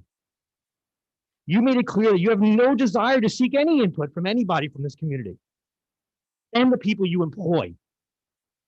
I need to speak to you about the decisions throughout this school year. Our teachers have been constantly directed to adapt and to all the frequent shifts and directives from this administration. I personally couldn't be prouder of our students and our staff for showing the ability to continue to adapt to these changes. But here are the facts. Our elementary teachers have a difficult job teaching our youngest population. Our elementary staff have are incredible role models and they're heroes, taking on the challenges of a full classroom of students during a pandemic. As if that wasn't difficult enough, due to the lack of planning for more remote elementary students, you have now directed our elementary teachers to start live streaming and dealing with their students in front of them. From the district level, you think this is a solution. As a teacher and as a parent, you create a situation that actually decreases instructional time and causes teachers' attention and instruction to be interrupted for students in front of them in the classroom. So now they could deal and address students online. Our in-school students and our virtual students deserve a full-time teacher dedicated to their education. Your secondary teachers started off with the responsibility of in-school, hybrid, and remote students. After the community and the staff highlighted the obstacles that your decision created, then you created a remote academy. Since the academy reached its maximum capacity, then you decide to return more of those overflow full virtual kids to the responsibility of the in-school teacher. As if these weren't challenging enough, you now introduce new technology and a live streaming directive that just took effect February 1st, only days after you even gained the ability to do this. And now, only 9 days into live streaming, you're discussing another huge shift in our educational plan and school environment to return more students. I'm urging you to be responsible throughout this process. Obviously, I wrote that line before tonight's vote because you're not being responsible. If you refuse to study the past, you will be a victim of it. It is well documented that this administration and this Board of Education did not take the input from the families of this community and the employees in any meaningful way during the re-entry planning. All the issues you all have been complaining about are the result of your decisions.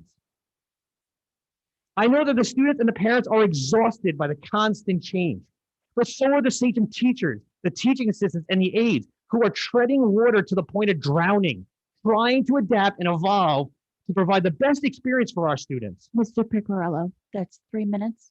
I don't know how you want to handle. I have no issue. Go ahead. Thank you. The decision to return more students to our school is your responsibility. Against what Mr. Coggins just stated, we all want our students to return. And we all want to resume a normal school year. But also, it is a responsibility to the families of this community and your employees that you do it safely. Before you set a date to initiate this decision, your staff and our community deserve to see a plan that focuses on safety and instruction. But obviously, by March 8th, you will have every mandate from the Department of Health and all protocols in place for all 15 buildings. There are hundreds of unanswered questions. All year, you have demanded staff adapt, work harder, make this year work. Our community and our staff deserve better from you.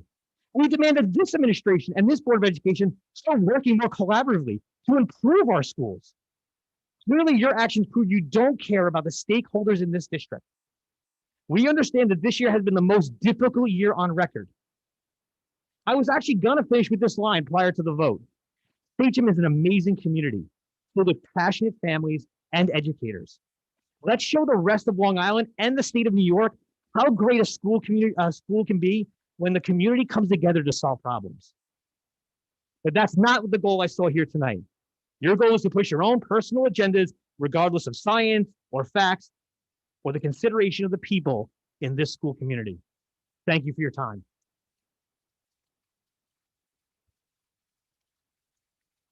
Did we vote? I had to use the restroom. Did we vote on reopening schools? We did. Okay, We voted on picking a date. okay. Harry Berger?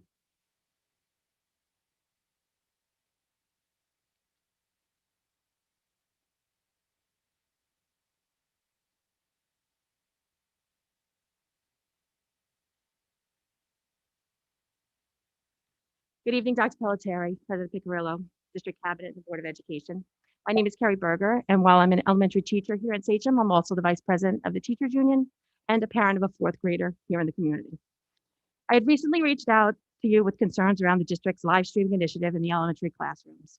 In my rather lengthy correspondence, I outlined concerns surrounding the implementation and rollout of this initiative, as well as our position that pushing live streaming into the elementary classrooms, where all students have the option of coming to school full-time, in person, every day, is not only unnecessary, but is doing more harm than good to the majority of our students.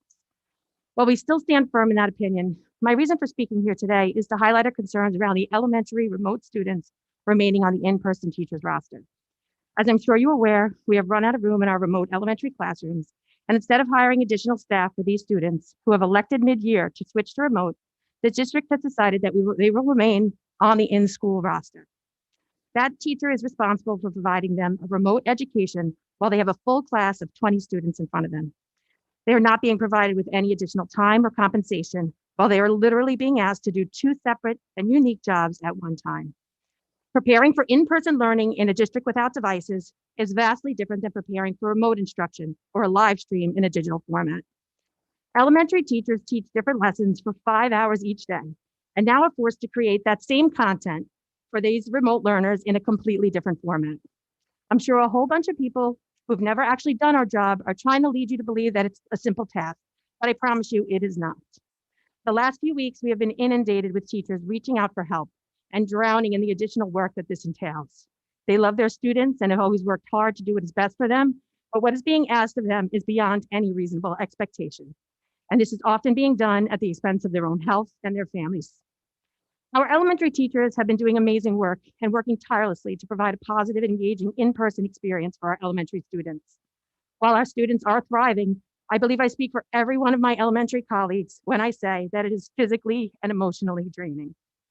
Every new change and initiative that has been on our backs with no additional time, equipment, and dedicated training. This remote option may sound familiar to what the district decided to do in secondary at the start of the year, which we all know failed miserably. We were forced to create a remote academy as well as alter the bell schedule to provide time for teachers to address these students. We have unfortunately not learned from this mistake as we are making the exact same decision again. I understand that there are financial implications of every decision, and this remote solution for the secondary costs a great deal of money. However, the district could literally solve this problem by hiring 3 more remote teachers for the remainder of the year, essentially 1.5 salaries. The people who are suffering the most are our students.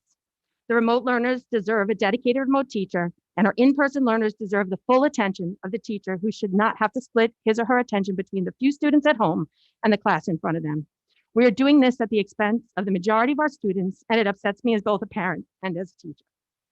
There seems to be a false narrative in this district that the teachers don't want to work hard or make things work, and that can't be further from the truth.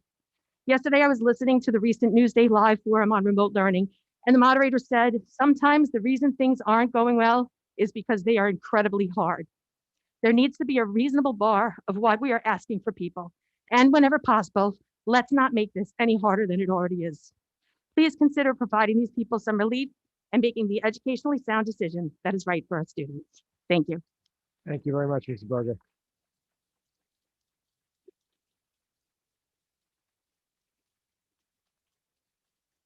Mr. DiPietro?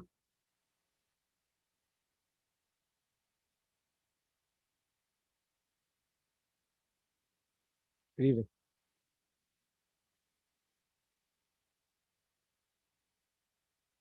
Sorry about that. Thank you. So I just have a couple of questions and concerns moving forward, specifically having to do with sports. I know we briefly spoke about not having parents and spectators at outdoor sports coming in the spring. I'm not sure who our Section 11 representative is. Is it you, Mr. Trombetta? Or okay. So I would implore whoever it may be, through the powers that may be, that they seriously consider specifically a high collision impact sport such as football, where there is potential for some significant and serious injury, as we know from the past, unfortunately. To not have a parent there in a time of need, and having Section 11 in the district banning parents from being at those events, I think is grossly negligent on the district's part, on the section's part, on everybody involved. To understand not having a full 2,000 capacity stadium seating filled, but surely there can be some accommodations for the parents of the players at the very least, along with possibly some of the community to be there to get back to, again, some normalcy. One of the other concerns that I have, kind of drifting away from sports a little bit, I know that everybody up here likes to look at numbers and get reports and things of that nature. And I have one question, and maybe I haven't been looking in the right places, but I'm trying to find out, and this has to do with the kids coming back to school full time. I'm trying to get some answers on what the number of transmittable cases is through contact tracing, through all of the COVID cases that we've had since the beginning of this. How many have been traced back to being transmitted from students in school? Do you guys have that information? Have you run those reports? Is that something that's even considered? Yeah, that's something that we'd work with the Department of Health on, Suffolk County Department of Health. So we wouldn't make that leap to say this was transmitted from in school or outside of school. That's something the Department of Health would work on, and we can try to seek that number out. I know that they're going to tell you it's very low, that they feel that schools are the safest place for our students. What I've seen out in the public is schools have probably more safety protocols in place than most hospitals, nursing homes, and most other places where you would think they would be more than school, and they're not. School is the safest place for the kids to be for those reasons. So I would implore you to consider on the full return of school and take these reasons into consideration, because if you find out from the Department of Health that that number is very low and it's not being transmitted in school, then there's absolutely no reason for the students not to be here that want to be here. That's it. Thank you for your time. Thank you. Mrs. DiPietro?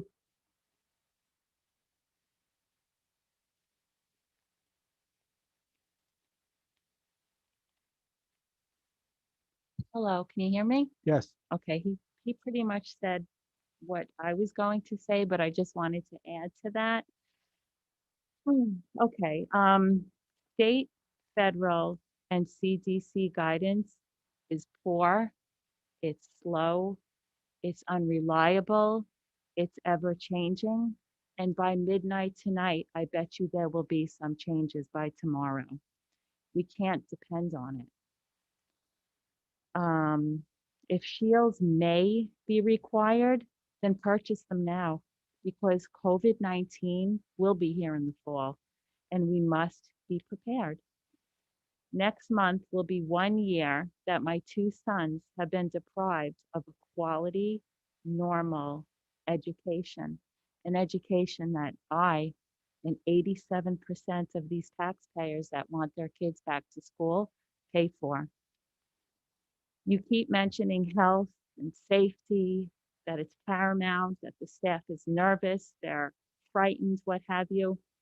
I know that there is an abundance of PPE provided by the state. Is it provided to Sachem by the state? We purchase a great amount of PPE. Yes, that's a big part of what Mr. O'Keefe spoke about tonight. Right, so you have an abundance of PPE right now. And we continue to purchase and allocate funds for next year for purchase as well. Okay. So that's my point. And my husband did make the point that the safety protocols intact in Sachem are superior to most places, including local hospitals and nursing homes. And I just want you all to be aware of that. You are safe.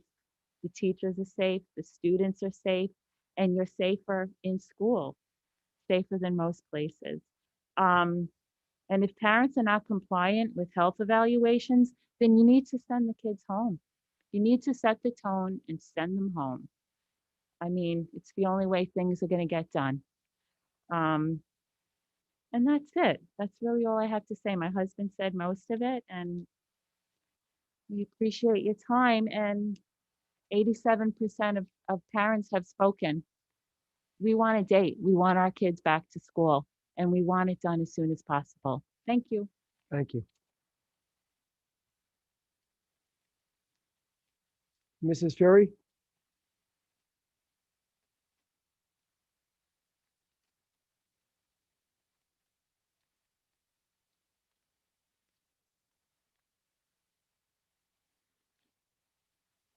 I'm here tonight to speak to you on behalf of the Sachem student athletes and their parents.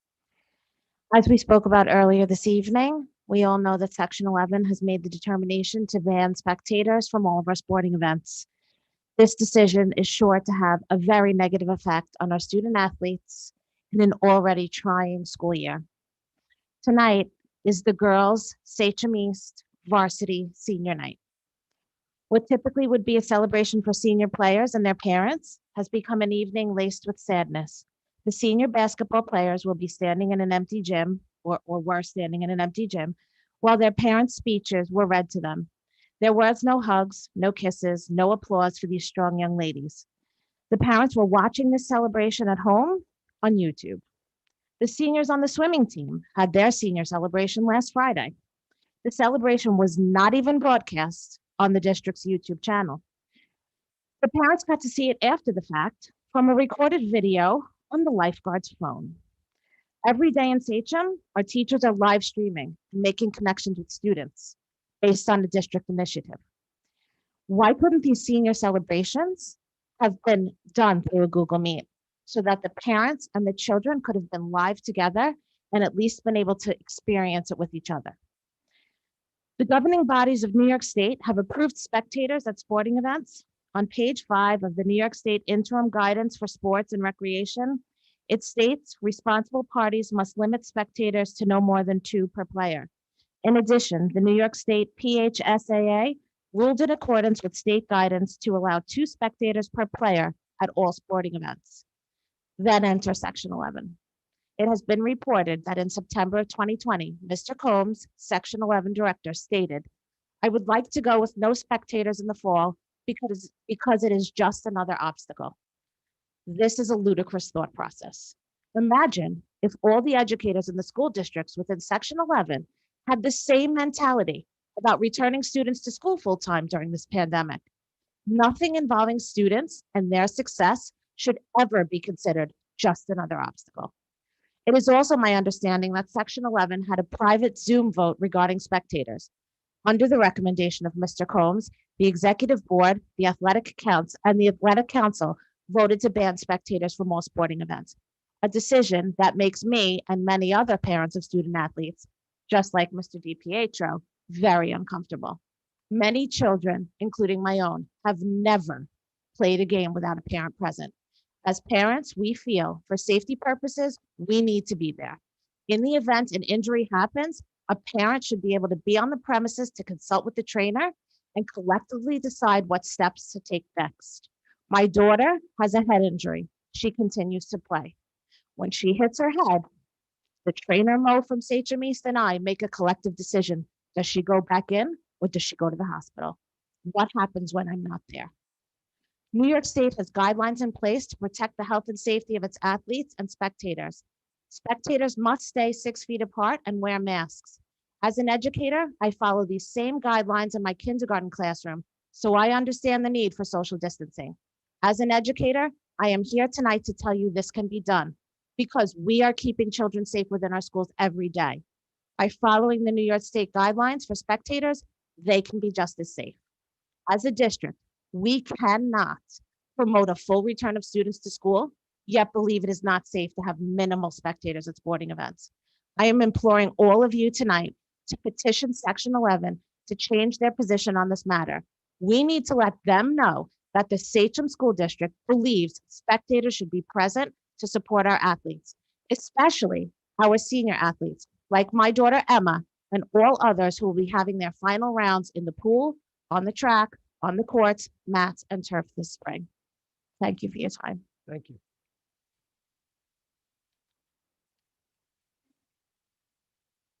Mr. Jacklich?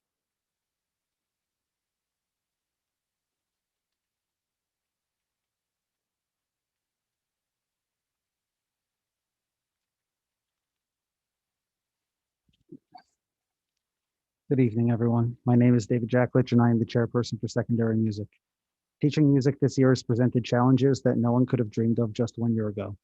We miss the days of rehearsing our band orchestra and chorus ensembles where our students benefit so much from being together, listening to each other, and feeling like they are contributing to the ensemble. However, the safety of our students and teachers must come first, and we have made necessary sacrifices as all subject areas have. While most classes are seeing students spaced out at 6-foot intervals, band and chorus classes must instead spread out 12 feet apart in order to perform. This severely limits the number of students who can make music together in the same space, and when it is possible to play or sing, the experience is severely hampered by the large distances between students. Our music teachers have worked tirelessly to keep the students engaged during class and excited about music despite these challenges. With half of the student population present in school each day, our rehearsal spaces are already at maximum capacity, and some classes are not able to perform in school as it is. This is particularly problematic in the 6th grade ensembles, which are the largest in the district. In each of our middle schools, the 6th grade chorus has over 100 students, with the largest being Samoset at 138 students. With half of those students present, they are already unable to sing in school due to space constraints. Bringing all 6th grade students back presents a problem that I fear has no solution, as there exists no single space in the district that, to my knowledge, can hold 138 students all spaced 6 feet apart. The 6th grade bands and orchestras at each building are also quite large and present similar logistical problems if all students were to come back with no plan in place. Even if there were room to hold all of the students, we would need additional equipment to make rehearsing these students both feasible and safe. Additional music stands will be necessary as students will be too far apart to share them. Moving students closer than 12-foot intervals would necessitate the purchase of special masks and instrument bell covers that are designed to help contain the aerosols produced while singing and playing wind instruments. All of these problems will be compounded as more and more grades of students are reintroduced to full-time in-person instruction.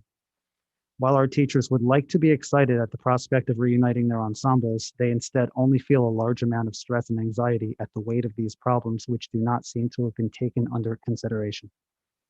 If the 6th grade students indeed are all to return to full in-person instruction on March 8th, the short time in between now and then is not sufficient to address these problems and attempt to plan for a safe return. We are all eager to go back to normal, but the focus must remain on the health and safety of our students and teachers. Our music teachers are passionate about music and want nothing more than to pass that same passion along to our students. However, if the reality of the student experience does not afford them the opportunity to rehearse and perform together, to listen to each other, to experience what it means to be a contributing member of an ensemble, we fear that we will instead be pushing our students away from our program and from music in general. I implore you to allow the district to take the time to address these concerns and properly plan for the safe and productive return of our students. Thank you for your time. Thank you.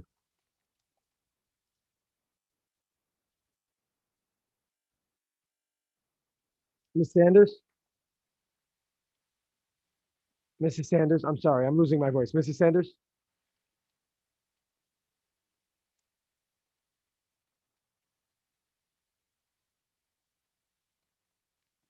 Hello? Oh, am I on? You Dr. put in- Pelletieri. You put in 2. I did, this is the one about reentry. just so- Okay. Dr. Pelletieri, board trustees, administrators, good evening. There has been a lot of talk tonight about sports and about staffing and about safety and in respect to the return. A gentleman a little earlier asked about the contact tracing and how the spread has been impacted within schools. I do not have the number with me, but I have some other interesting numbers to share. The tracing, as per New York State Department of Health, is, I believe, in the area of 0.00176%. It is a trace amount, and it is available on the New York State website. I think we're looking at Sachem as in a grand scale, and maybe we shouldn't. Maybe we need to start looking at the individual buildings. I have a list of different local buildings, how many students and staff members are in the buildings, and their COVID numbers. And they're important to look at. They vary between fully in-person 5-day-a-week schools and hybrid. 3 Village, 1,657 staff and students, 133 COVID cases. Brentwood, 1,519, 162 COVID cases. Then we look at William Floyd, 2,576 students and staff, 159 cases of COVID. Pat Med, 2,771 and 126. Sachem North is 2,135 and 131, and East is 2,181 and 133. When you look at the numbers and you listen to them, you realize that whether students are in school full-time or in a hybrid space, it's very similar. If you look further into different areas of New York State where the districts are fully remote, these instances are also near identical. I'm going to give you an example of a smaller district. Carl Place has 680 students in school. There are 39 COVID cases that trace back to students in class. There are 38 COVID cases that trace back to students that have been fully remote from day one. So they're important numbers to look at because they show us that what the schools are doing are significantly better than the communities, and we are certainly and our students are safer in school. There is a theory that when students are in school 5 days a week, they have less time to socialize outside of school. And we know outside of the school building, there are less safety protocols in place. The JAMA network from the American Medical Association said in December, school-age Americans are 10 times more likely to die by suicide than COVID-19. Back before September, the AAP said they strongly advocate that all policy considerations for the coming school year should start with the goal of having students physically present in school. And I quote, "The importance of in-person learning is well documented, and there is already evidence of the negative impacts on children because of school closures in the spring of 2020. Lengthy time away from school and associated interruption of supported services often results in social isolation, making it difficult for schools to identify and address important learning deficits, as well as child and adolescent physical or sexual abuse, substance abuse, depression, and suicidal ideation." We've been discussing reentry since the summer via the reentry committee. It has been brought up at these board meetings time and time again. And we keep putting it off, and we keep wanting to do more research and collect more data and look at more options and more things we can do. And in the interim, our children are sitting home suffering. I had a child this morning sitting home remote in his pajamas, holding up his work at a screen, showing it with his snacks and his drinks all around him. That's not education, that's not school. This same student is a drama student. And he came home and said, and asked me, he came home and shared that he was excited for his friends that were going to be wrestling. But he was disappointed because he's a drama student and he's not an athlete. And his understanding is there won't be a drama production this year. And he can't understand it. And I go home and he asked me these questions, and I really don't have an answer for him because it's not fair. I have to remind everyone, this is the Sachem Central School District. We are putting a lot of time looking at all other aspects. And though I value them and I understand their importance, our primary goal always has to be school and giving these children what they need. So I just ask that we not continue having conversations. The survey went out. You had X amount of, you had a large amount of parents say that they do want their children in school.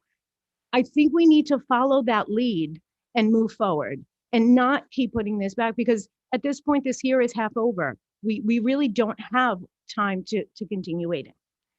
Thank you so much. Thank you.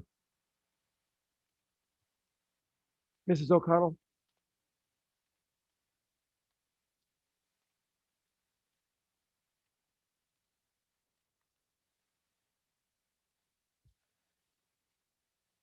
Okay, what I'm going to say is contrary to some of the other parents, but I feel very strongly about this, to suggest that we are going to be ready and have everything organized and have everything thought about in 3 weeks is ludicrous. We just started the live streaming. We don't even know how well that's going yet. We haven't even given it any time to see, is it effective? Is it working? Does it change people's mind about things? Okay, we are not doing effective contact tracing, neither is the health department. Okay, I have been exposed to COVID 3 different times and was listed by my school as being exposed. I have only been contacted by the Department of Health once. Nobody is doing effective, proper contact tracing. So any contact tracing numbers that anybody has is inaccurate.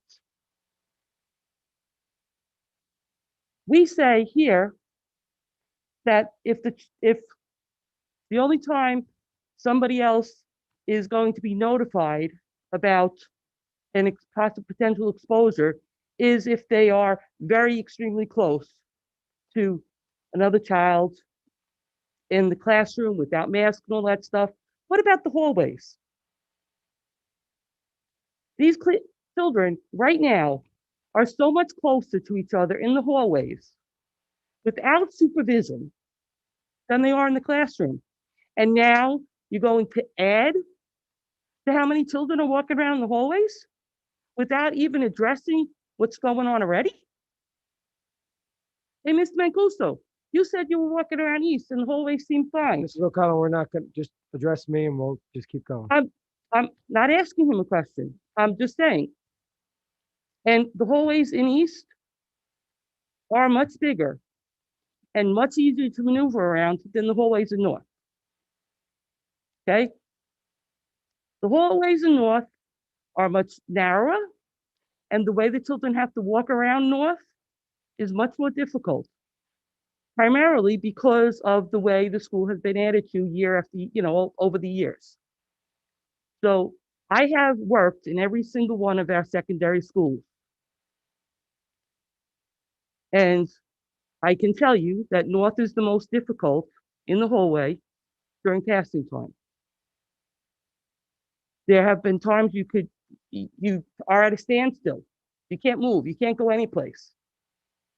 And it's like gridlock. Becomes gridlock there. And somebody, security or somebody, or Ms. Trombetta, when she was there, she would, all right, you guys got to go this way, something like that to get people moving along.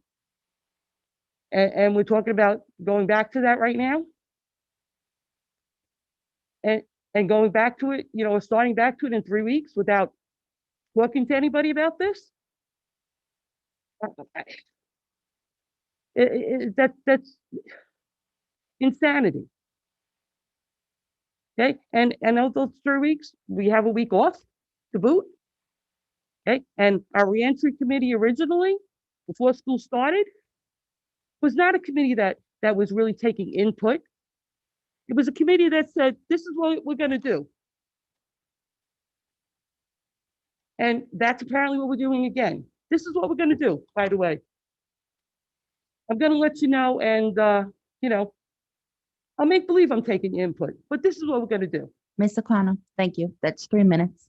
Just a reminder, all visitors, all statements are to 3 minutes. Thank you. Thank you, Ms. O'Connell. There's no way.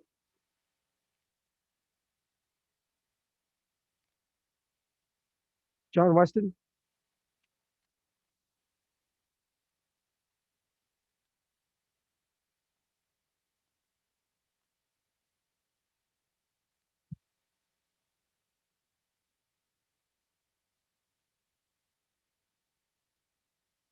There we go. As Vice President of the SCTA, I'm here to express my frustration with the district's plan regarding remote learning and returning students to an in-person learning. I spoke about the district's lack of remote plan back in September, and I've had subsequent discussions with many of you. Unfortunately, the situation has not improved, with students going off and on remote learning like the wind blows, with some entering the remote academy, some going remote but remaining in the teacher's Google Classroom, some opting for live streaming, some only able to live stream on certain days of the week. The plan for remote and hybrid learning has been haphazard, inconsistent, and ineffective. On the heels of live streaming, only 1 week into this tremendous undertaking, this past Monday, building administrators told their staff to prepare for the return of students to in-person learning, a clear change to the district's hybrid/remote learning plan. Prior to tonight, this was only discussed briefly at Board of Ed meetings and was quickly mentioned at the District Health and Safety Committee meeting in January. So needless to say, many folks were very surprised to learn that this was in the works. Many folks felt that this exhibited a lack of concern by this district regarding the educators' input as stakeholders. So I appreciate your acknowledgement, Dr. Pelletieri, that the teachers will have a seat at the table. Now, I personally am not opposed to bringing more students in, but I am opposed to doing so at the risk of the health and safety of the students and staff. I know you may be hearing on the news that surrounding districts, including New York City, are in the process of bringing students back. This is great news. The city's safety measures will remain in place, however. Random weekly testing of students and staff in schools, requiring school buildings to close temporarily if positive cases are detected, and direct access to vaccinations for its staff on the front lines. Where is the safety plan for Sachem?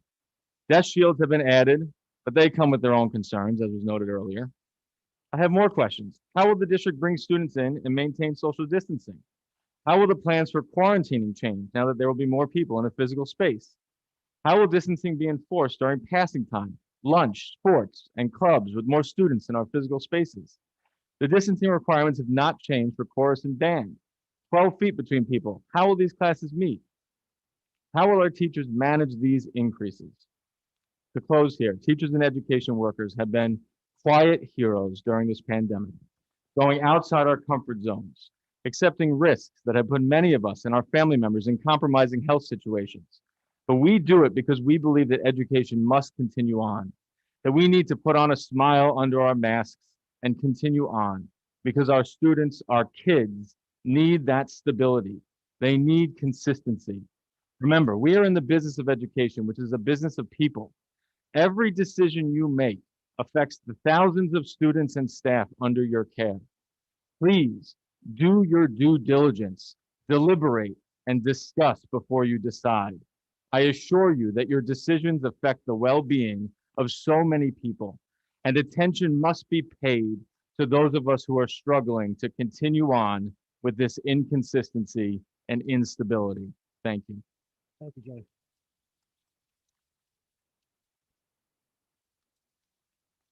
Mrs. O'Boyle?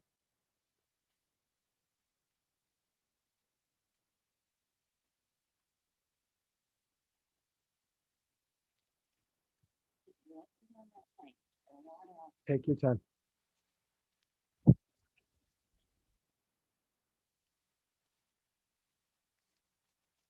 Hi, I'm Mary Lou O'Boyle. I am a teacher at Seneca Middle School. I'm a special educator.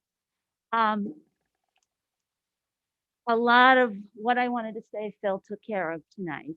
And also, I just want to say that we all know this is frustrating, okay? It's sad that, you know, the athletes aren't getting what they want, and, you know, that the kids are depressed at home. We get that.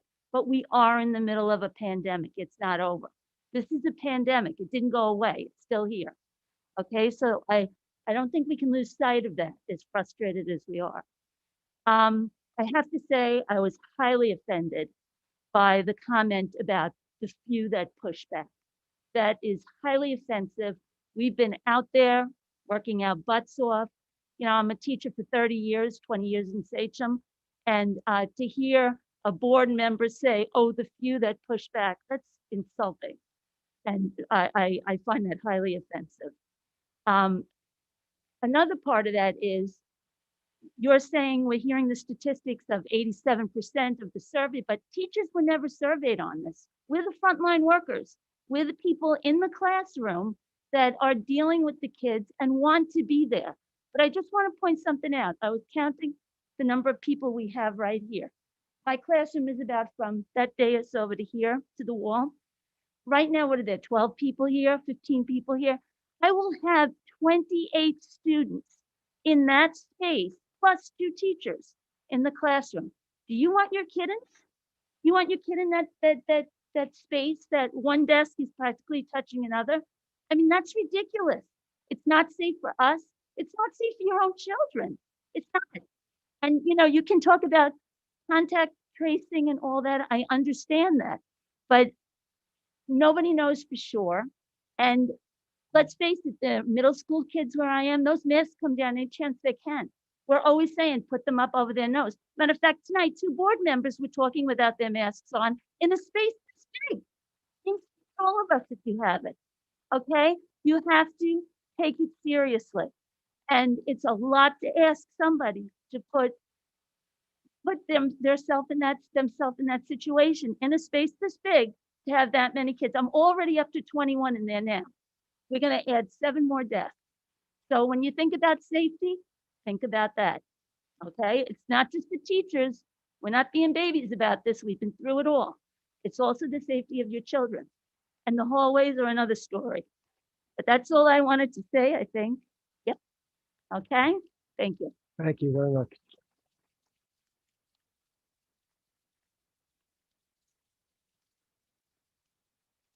Mrs. Renner?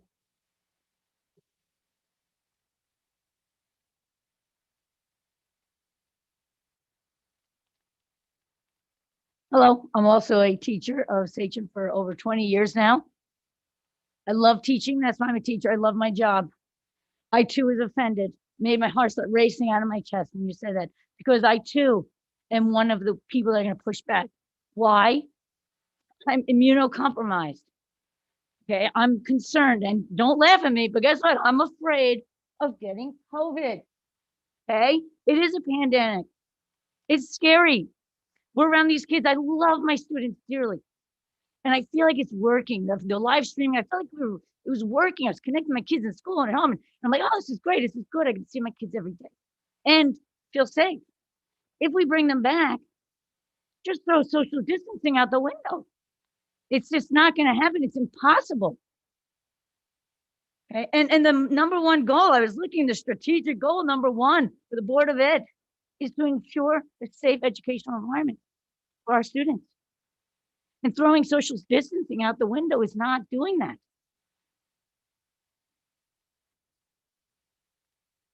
Oh, I'm just going to catch my thoughts here. We come to this room. Was everyone welcome? Were we all invited? No, because we're social distancing. The fact that we are social distancing here in this room right now suggests that the people seated here in this room are of greater importance for safety than the staff and students of Sachem. And I find it to be rather insulting. Imagine me, an immunocompromised teacher. I just got my second letter saying, get your vaccine. Can I get one? No, I can't find a vaccine anywhere. Can it, you guys, how many of you got vaccinated yet? 2 people? We're not ready. It's too soon. Don't laugh at me. I feel like you think it's a joke and it's not. We're afraid. Some of us are actually afraid. And if we bring them all back with no plan, I'm not going to feel safe. And there's a lot of other people that won't feel safe. That's all I have to say. Thank you.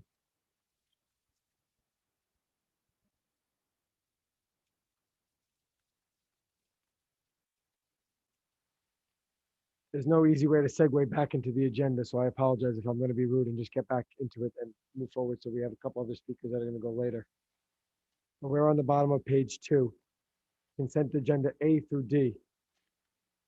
Can I please have a motion? Motion by Matthew, seconded by Meredith. Any questions? All in favor? Opposed? Motion is carried.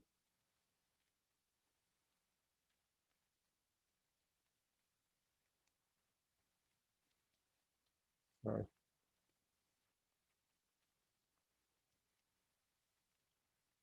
I lost my spot, sorry. Yeah. It's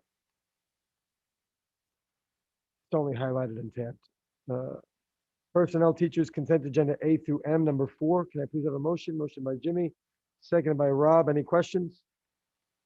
All in favor? Opposed? Motion is carried. Are we watching Laura? Because I can't, okay. And Mrs. Capelin, please.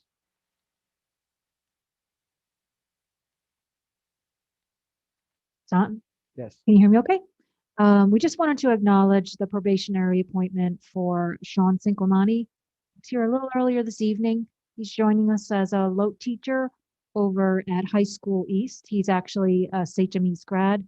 We're very excited to have him back in action over at High School East and looking forward to seeing him continue in his probationary role.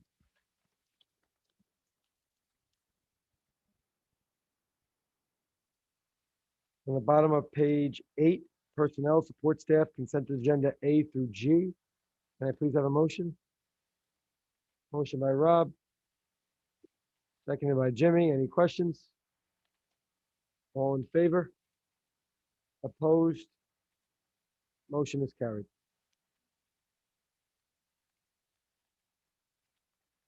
Top of page 11, personnel administration. Letter A, can I please have a motion? Motion by Meredith, seconded by Rob. Any questions? All in favor? Opposed? Motion is carried. So also under that last board approval, we had the resignation of Ms. Shannon McEntee. Ms. McEntee is one of our administrators under the physical education, health, and athletics. We congratulate her on her upcoming position, which will start on July 1st, and look forward to her continued work here as she's an active part of our district athletics, physical education, and health department. Thank you. Number 7 is contracts, consent agenda A through M. Can I please have a motion? Motion by Matthew, seconded by Rob. Any questions? All in favor? Opposed? Motion is carried. Top of page 15, action items, letter A, the 2021-2022 calendar. Can I please have a motion? Motion by Meredith, seconded by Jimmy. Any questions? All in favor? Opposed? Motion is carried. Number 9 is donations, Chippewa Elementary School PTA in the amount of $156.51. Can I please have a motion? Motion by Rob, seconded by Matthew. Any questions? All in favor? Opposed? Motion is carried. Number 10 is budget transfers. Letter A, approval of budget transfers $50,000 or greater. Can I please have a motion? Motion by Matthew, seconded by Jimmy. Any questions on the transfer? Yes, please. Yeah, sure.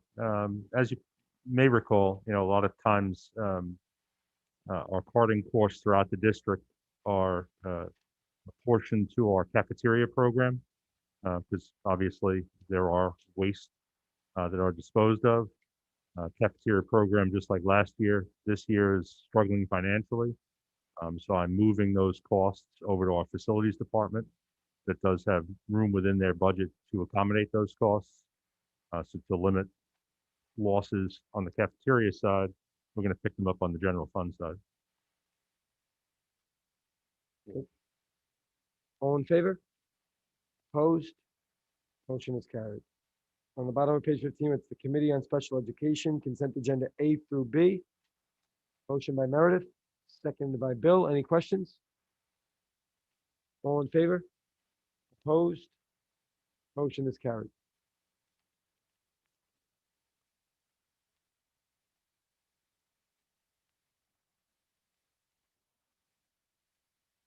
Sorry. We're not voting on any of this, right? I'm just confirming. No, A and B are just for public information. The notice of our public hearing will be on Wednesday, May 5th, here during the board meeting, 7:30. And B is open voter registration. If anyone has any questions, they can feel free to reach out to my office. And then, so number 12 will be the consent agenda C through G only. Can I please have a motion? Motion by Rob, seconded by Meredith. Any questions? All in favor? Opposed? Motion is carried. Monthly reports on board committees. Does anybody have a monthly report? We did the BAC today, but Yeah, other than the fact that BC worked very, very diligently on really putting that presentation together. They gathered their information. They're a motivated group that's really looking to hit the ground running. So I'm assuming that the next thing they're going to do is they're going to kind of look at the budgets as we present them again and probably provide us some feedback on what we're proposing to the community. thank you. Anyone else? Okay. In closing, we have our second public portion, public comment. I have Mrs. Sanders about the PTA Council Scholarship Fundraiser.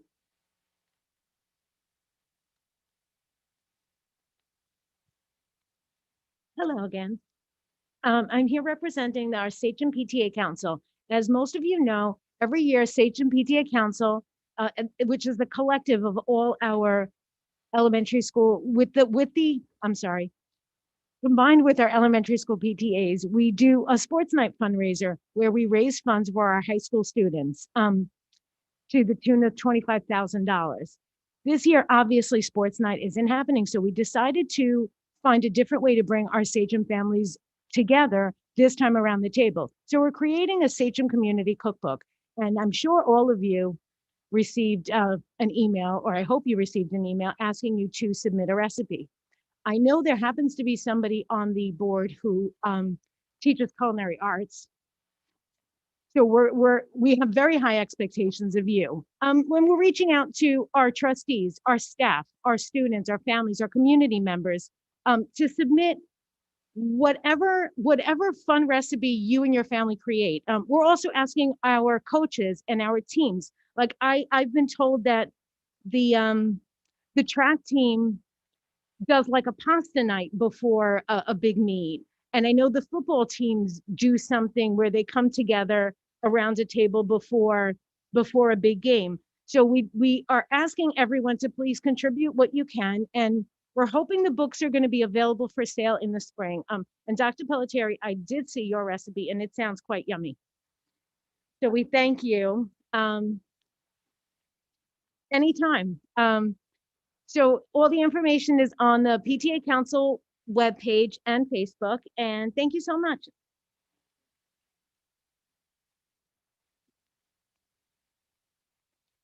B is current board discussion items. I know we started talking about this before. Mr. Clayton gave us an update on what he had for us. The one thing that I want to add is you can go first, please. I have a question for Mr. Clayton. If we were to have some type of spectators, what are the repercussions? I know you said it would be going against Section 11, but what type of repercussions does that hold? We made that very inquiry to Section 11 directly. And aside from it breaking the commitment we make as a member to abide by the rules, so I suppose it could affect your membership, and they have a disciplinary process there. They've indicated that for our student athletes, which is probably the most important part of this discussion, the consequences would be dire. The competition would be caused to be forfeited, among other things. So I just, to my ear, it was something that was an outcome that nobody would want for our athletes, despite, I think, the fact that everybody has a passionate desire to have a parent of student athletes myself. I, breaks my heart to have to watch them on YouTube every time I see it. And I think that most parents here have expressed the sentiments, share that. But at the end of the day, we sign on to an organization, we abide by the rules. That organization is a democracy, representative. Everybody has got voice, and ultimately that voice was heard. And the Athletics Council made the decision that it made. It's not a permanent decision. It's one that's subject to review. It's subject to reconsideration. I understand, potentially as early as March 1st. And between now and March 1st lies a school holiday. So hopefully, those voices that are hoping for the change to come, will have an opportunity to be heard, and for perhaps some change to be effectuated. But in short, it is not us that has made that decision. It is not this district that has made that decision. It is Section 11, which is a community of interest among all the districts who are participating members. And they ultimately have the right, if they want to, as a result of non-compliance with rules, just like they would with non-compliance in any other rule, to sanction us. And unfortunately, that would probably be most profoundly felt by our student athletes. Thank you. So I'm going to make a motion to write a letter as a board, and I'd like to do it no later than 2 days after this meeting, to Section 11 to implore them to make a new vote, take a new vote, because I think that while it is nice that maybe the March 1st sports could possibly have spectators, it's not fair to the children whose sports are currently going on. It's not fair to the senior parents. It should be in the district's hands. So I want to make a letter to Mr. Combs. I've already written him my own letter, which got a copy and paste return reply. I replied then again that I didn't think that was acceptable, and I haven't heard back since. But I don't think it's fair for them to make the decision for each district. I think it should be left up to each district. I think we are more than capable of making rules and regulations and enforcing them. I think we did a great job last year with graduation. There were some bumps and parents were griping, but we made rules, we stuck by them. And I think eventually it worked out in the best interest of everybody. So I'd like to make a motion that we write a letter as a board. I don't know if anybody else is on board with that. Yeah, I'll second it. I just think, and it's not just Tom. It has to go out to every athletic director in Suffolk County. That's what I'm saying. If he could, if the Section 11 could make another vote, take another vote right now. Yeah. Because maybe people feel a little differently now than they did in September. Maybe Yeah. things are a little different in each. And I would even write in there that the governor said that there could be fans at Islander games. So Right. now fans are going to professional games. and MSG we is can't- opening up to 2,500 people. We There's can't no let reason. 28 or 30 or 35 people in a gym that has 750 capacity. I think some of our parents made very important points. My boys do play very brutal sports, and as a parent, I like to be there, not just to be their biggest fan, but to be there, God forbid they get injured. I did tell Mr. Combs that I felt that the liability that he's opening up is not, it shouldn't be laid on the district that way.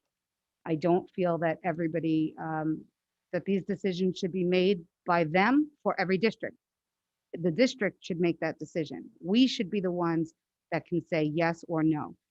Even if it were just senior parents, 2 passes to every senior athlete, even if it's just senior parents, these are things that cannot be gotten Even if back. it's only Sachem parents, I'd be fine with that too. And that would Right. go against my own parents of the own district of the kids that I coach, because we're going to come here twice in the next 2 weeks. Right, I definitely don't feel that any visiting people should, just like I don't feel like our Sachem kids should go to a visiting. But I do feel that it is important that we at least have our voice heard as a board. I'd be fine with writing the letter. I'd also like a backup plan. If that doesn't happen, we can allow our senior parents to come in before a game starts, allow them to do senior day, and leave before the visiting team or before the game starts, so that we can not only live stream the game, but they can walk out, they can have senior day. And I think maybe Sachem East Coast basketball can do it again. And if we have to do swimming again too, but do it appropriately this time and we're allowing swimming in. We just talked about it. We're going to allow facility usage. We should be able to allow 12 parents or whatever it is Right, it's to not a come lot. in, do senior day, get flowers, take a picture, say a speech, and then go. And then they can watch the live stream if this vote does not happen, Right. just as a backup plan to allow it before a contest would even begin, so that nobody from the other team would get exposed. And I think that's a fair, if this vote doesn't happen. The children live with their spectators. They should definitely be allowed to, at the very least, every athlete is entitled to a senior night. Every senior parent. I mean, as a parent of an athlete, we go above and beyond for our kids to get to practice and do things and get picked up and expense and time. And the last thing that any parent should ever miss out on is their senior athlete, senior night. And if it's their only sport, that's even more heartbreaking. I'll second the motion to write the letter. I know Chris is very busy. It is time sensitive. Chris, I'd be happy to write the letter and send it to you for all legal approval. I pretty much already have it written. I understand the sensitivity. I welcome any contributions that any board member would like to give to me, and certainly to, review, revise, edit, amalgamate, pick your verb. So yeah, I'd happily accept any contributions you want to make and try to put that together for you, in the time frame that you've just described. Not a problem. And if we have to have a special meeting to approve it, to send it, I'm fine with that too. Good. I also have one other issue. If you want to just make it, if you say that the letter is approved in the form approved by council and the superintendent of schools, I mean, you'd entrust us a little bit with the shepherding of the I process, trust but it you. would probably allow that to get it quickly, and we'd certainly try to share it with you as a preview, of course. Right, you this know. way you don't have to come together to approve. Right, Just if you that's, yeah, say just get we'll approve it authorization now, for a we'll letter to share be it, written and by, we can you know, just do it. by the superintendent of schools upon review of council. I'm fine with that. Anyone have any issues with that? Good. There is just one thing. I talked about this 3 months ago, and it was part of the conversation about live streaming in the classroom, but this was live streaming of events. And I asked the district to look into live streaming, hanging huddle camera, hanging the National Federation camera, bringing in a company. We approved 2 companies to do this. Respectfully, as of yesterday, there was no plan. And this seems to be a common theme. And it's not like things that are not being brought up, but the fact that I just watched a game with no sound when we have an announcer in the gym, why did we just pay that person? Like if we're stuck live streaming with no parents, then at least put the sound on so that they can hear their kid's name get called. That's the least that we could be doing, and it should not be done halfway. And we should have a camera in the gym, not a Chromebook. We have these capabilities. And I know we spoke about this, so this is not new news, but I asked about the huddle athletic director's package months ago. Those cameras should be hanging in the gym. There's cameras in the classroom, so there's no reason there can't be cameras in the gym. And we can be live streaming these events easily with sound and clear picture. It was pixelated, it was granularly, and there was no sound. And if this is what the parents are stuck watching, it's not acceptable. And we have to continue to work harder and better. And the fact that I got an answer of, well, you know, this technology stuff, that's a problem. It was brought up months ago, respectfully to the cabinet. Like, we have to do more. We have to do more all the way, all around from everything. And it is frustrating. And Bill brought up some frustrations, but it's frustrating. And it wasn't September when we brought that up. It was August. It was August. I was driving. I was on the phone with Rob and Jimmy, and then I called you. And we were all on board for these desk shields. And while some people think they're stupid, and that's fine. And you could face the community when you run for re-election, and you could say that they're not safe. But there is no price you could put on safety and kids back in at the same time. And what we've provided, and we've had no input. We have never voted on a plan, and I'm absolving all board members from that. But from day one in August, those things should have been bought. And Bill is right. The answer that we got back is thoroughly irresponsible and ridiculous, and it was honestly a lie. And our kids have suffered. And every day I go to work, full return to kids. Whether the buildings are broken up separately or not, they found a way. Full return to sports. Live streaming with a professional company coming in at $250 a game because that's what's appropriate. You know, we're all fiscally conservative. Sometimes I have to look a community member in the eye in the supermarket and say, we're coming back out with a $330 million budget, but don't worry about the last year and a half. We'll do better. Then we have to start doing better, respectfully to everybody. It's hard to look people in the face. And I'm the only one without kids up here, and I still have to look people in the face. I watch my guys every day, and they have smiles on their face, and I know the Sachem kids don't. And that's hard for me to swallow as an alumni, as a third generation alumni, and as somebody that coaches in another district and comes back and sees it firsthand. And I can't imagine what it's like every single day for the teachers in the building.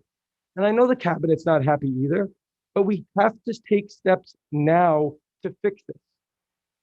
Because it's embarrassing to go back out with a budget and say, we're going to do better. $330 million is a lot of money. We have to spend some to be better. There's no price on a good education.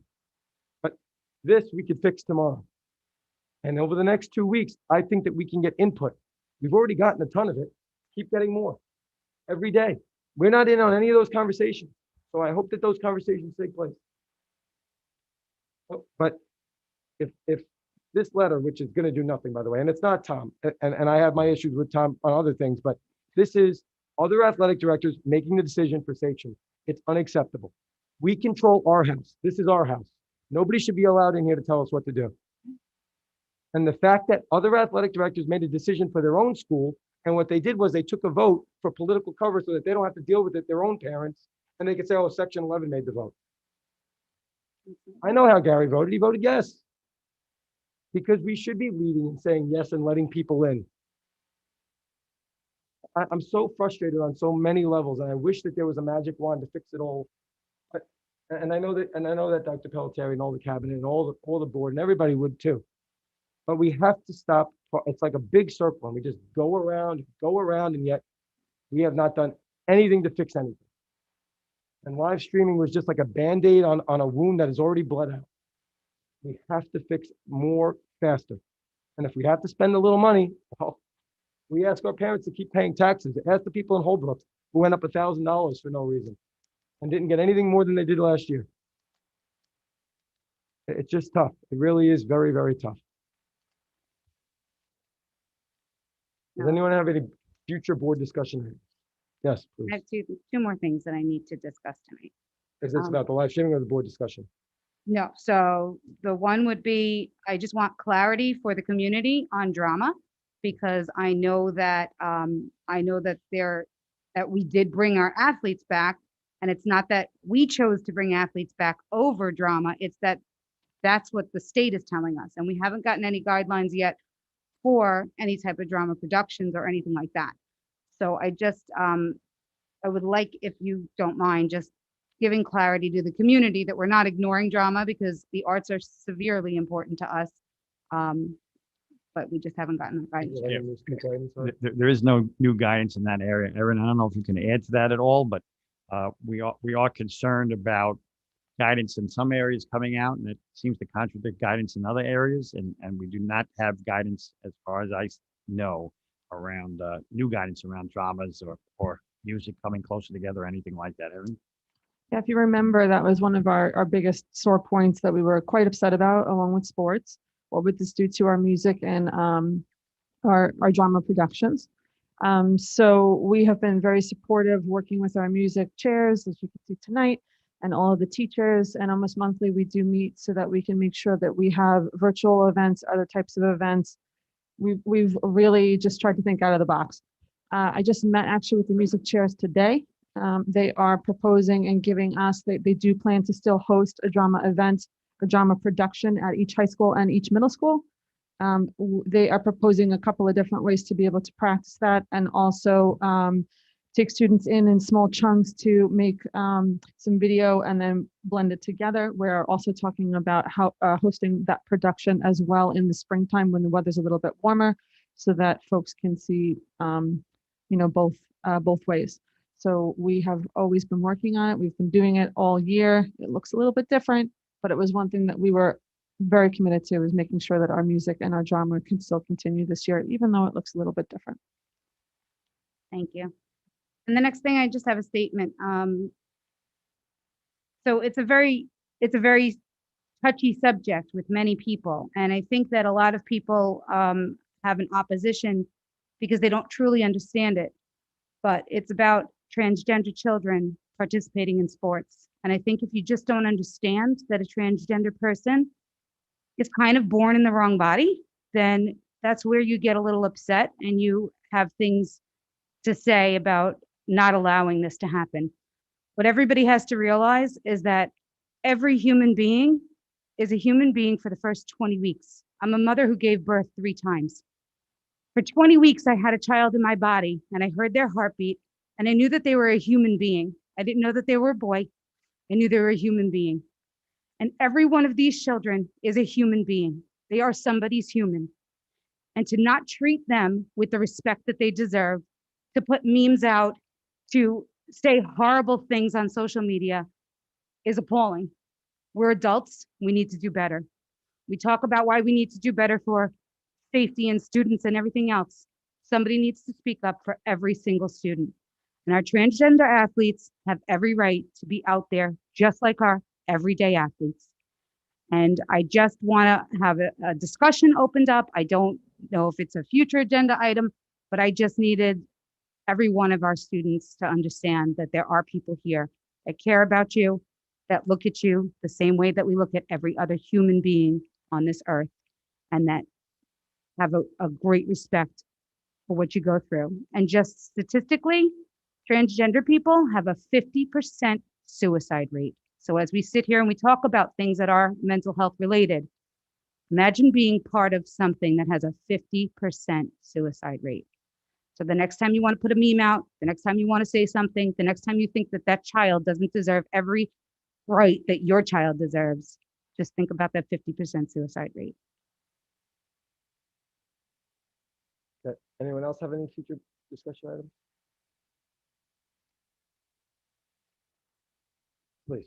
Our next meeting is scheduled for March 10th, is that correct? Next month. I mean, do we want to put a tentative meeting there so we can, get updates on what's going on with implementation of live instruction?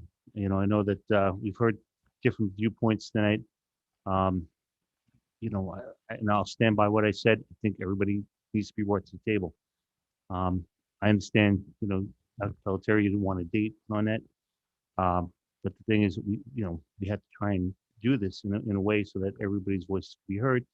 It's a short period of time, but we're talking about bringing 6th grade and 12th grade back only. Right? And if my number's correct, it's about 250 kids per school, addition to what's already in the school. And if the schools can handle it, okay, let's try and do it in a safe manner. But we need a tentative board meeting, so we're not waiting 4 weeks. Next meeting them. I'm okay with that. I would be looking at the end of February or that first day or two in March, just so that we can get some type of update. I don't know how that is for everybody. We don't have to pick the date tonight. Why don't we take a look at the calendars and see what works best and the time that you need to be able to put something together and meet the people that you have to meet with. But I just think waiting a month is a long period of time. It would also be good too that, and respectfully to the Friday packet, but I think if we did it in public and you just relayed the message so that we can say, listen, we've got enough information to do it safely and bring them all back, or we don't have enough information to do it safely, and then we'll sit here and make another decision after that. And please, Dr. Pelletier, and I know you're trying to, and I know you have, and the teachers really do have to be part of they have to be part of planning, creating the plan. You can't just hand it to them. They know what it takes in the classroom to do what they have to do. So their input's imperative. It's more important than anybody else's. So right now it's scheduled for March 10th, 2021 at 7:30 here. But we'll talk about possibly moving that date up, keeping that one and moving that date up and getting some more input. Can I please have a motion to enter into executive session for the purpose of discussing, excuse me, I can't read that, for the purpose of seeking legal counsel on a potential litigation. Motion by Rob, second by Jimmy. Any questions? All in favor? Opposed? Good night, everyone. I'd like to go back there, but I don't want to make anybody uncomfortable.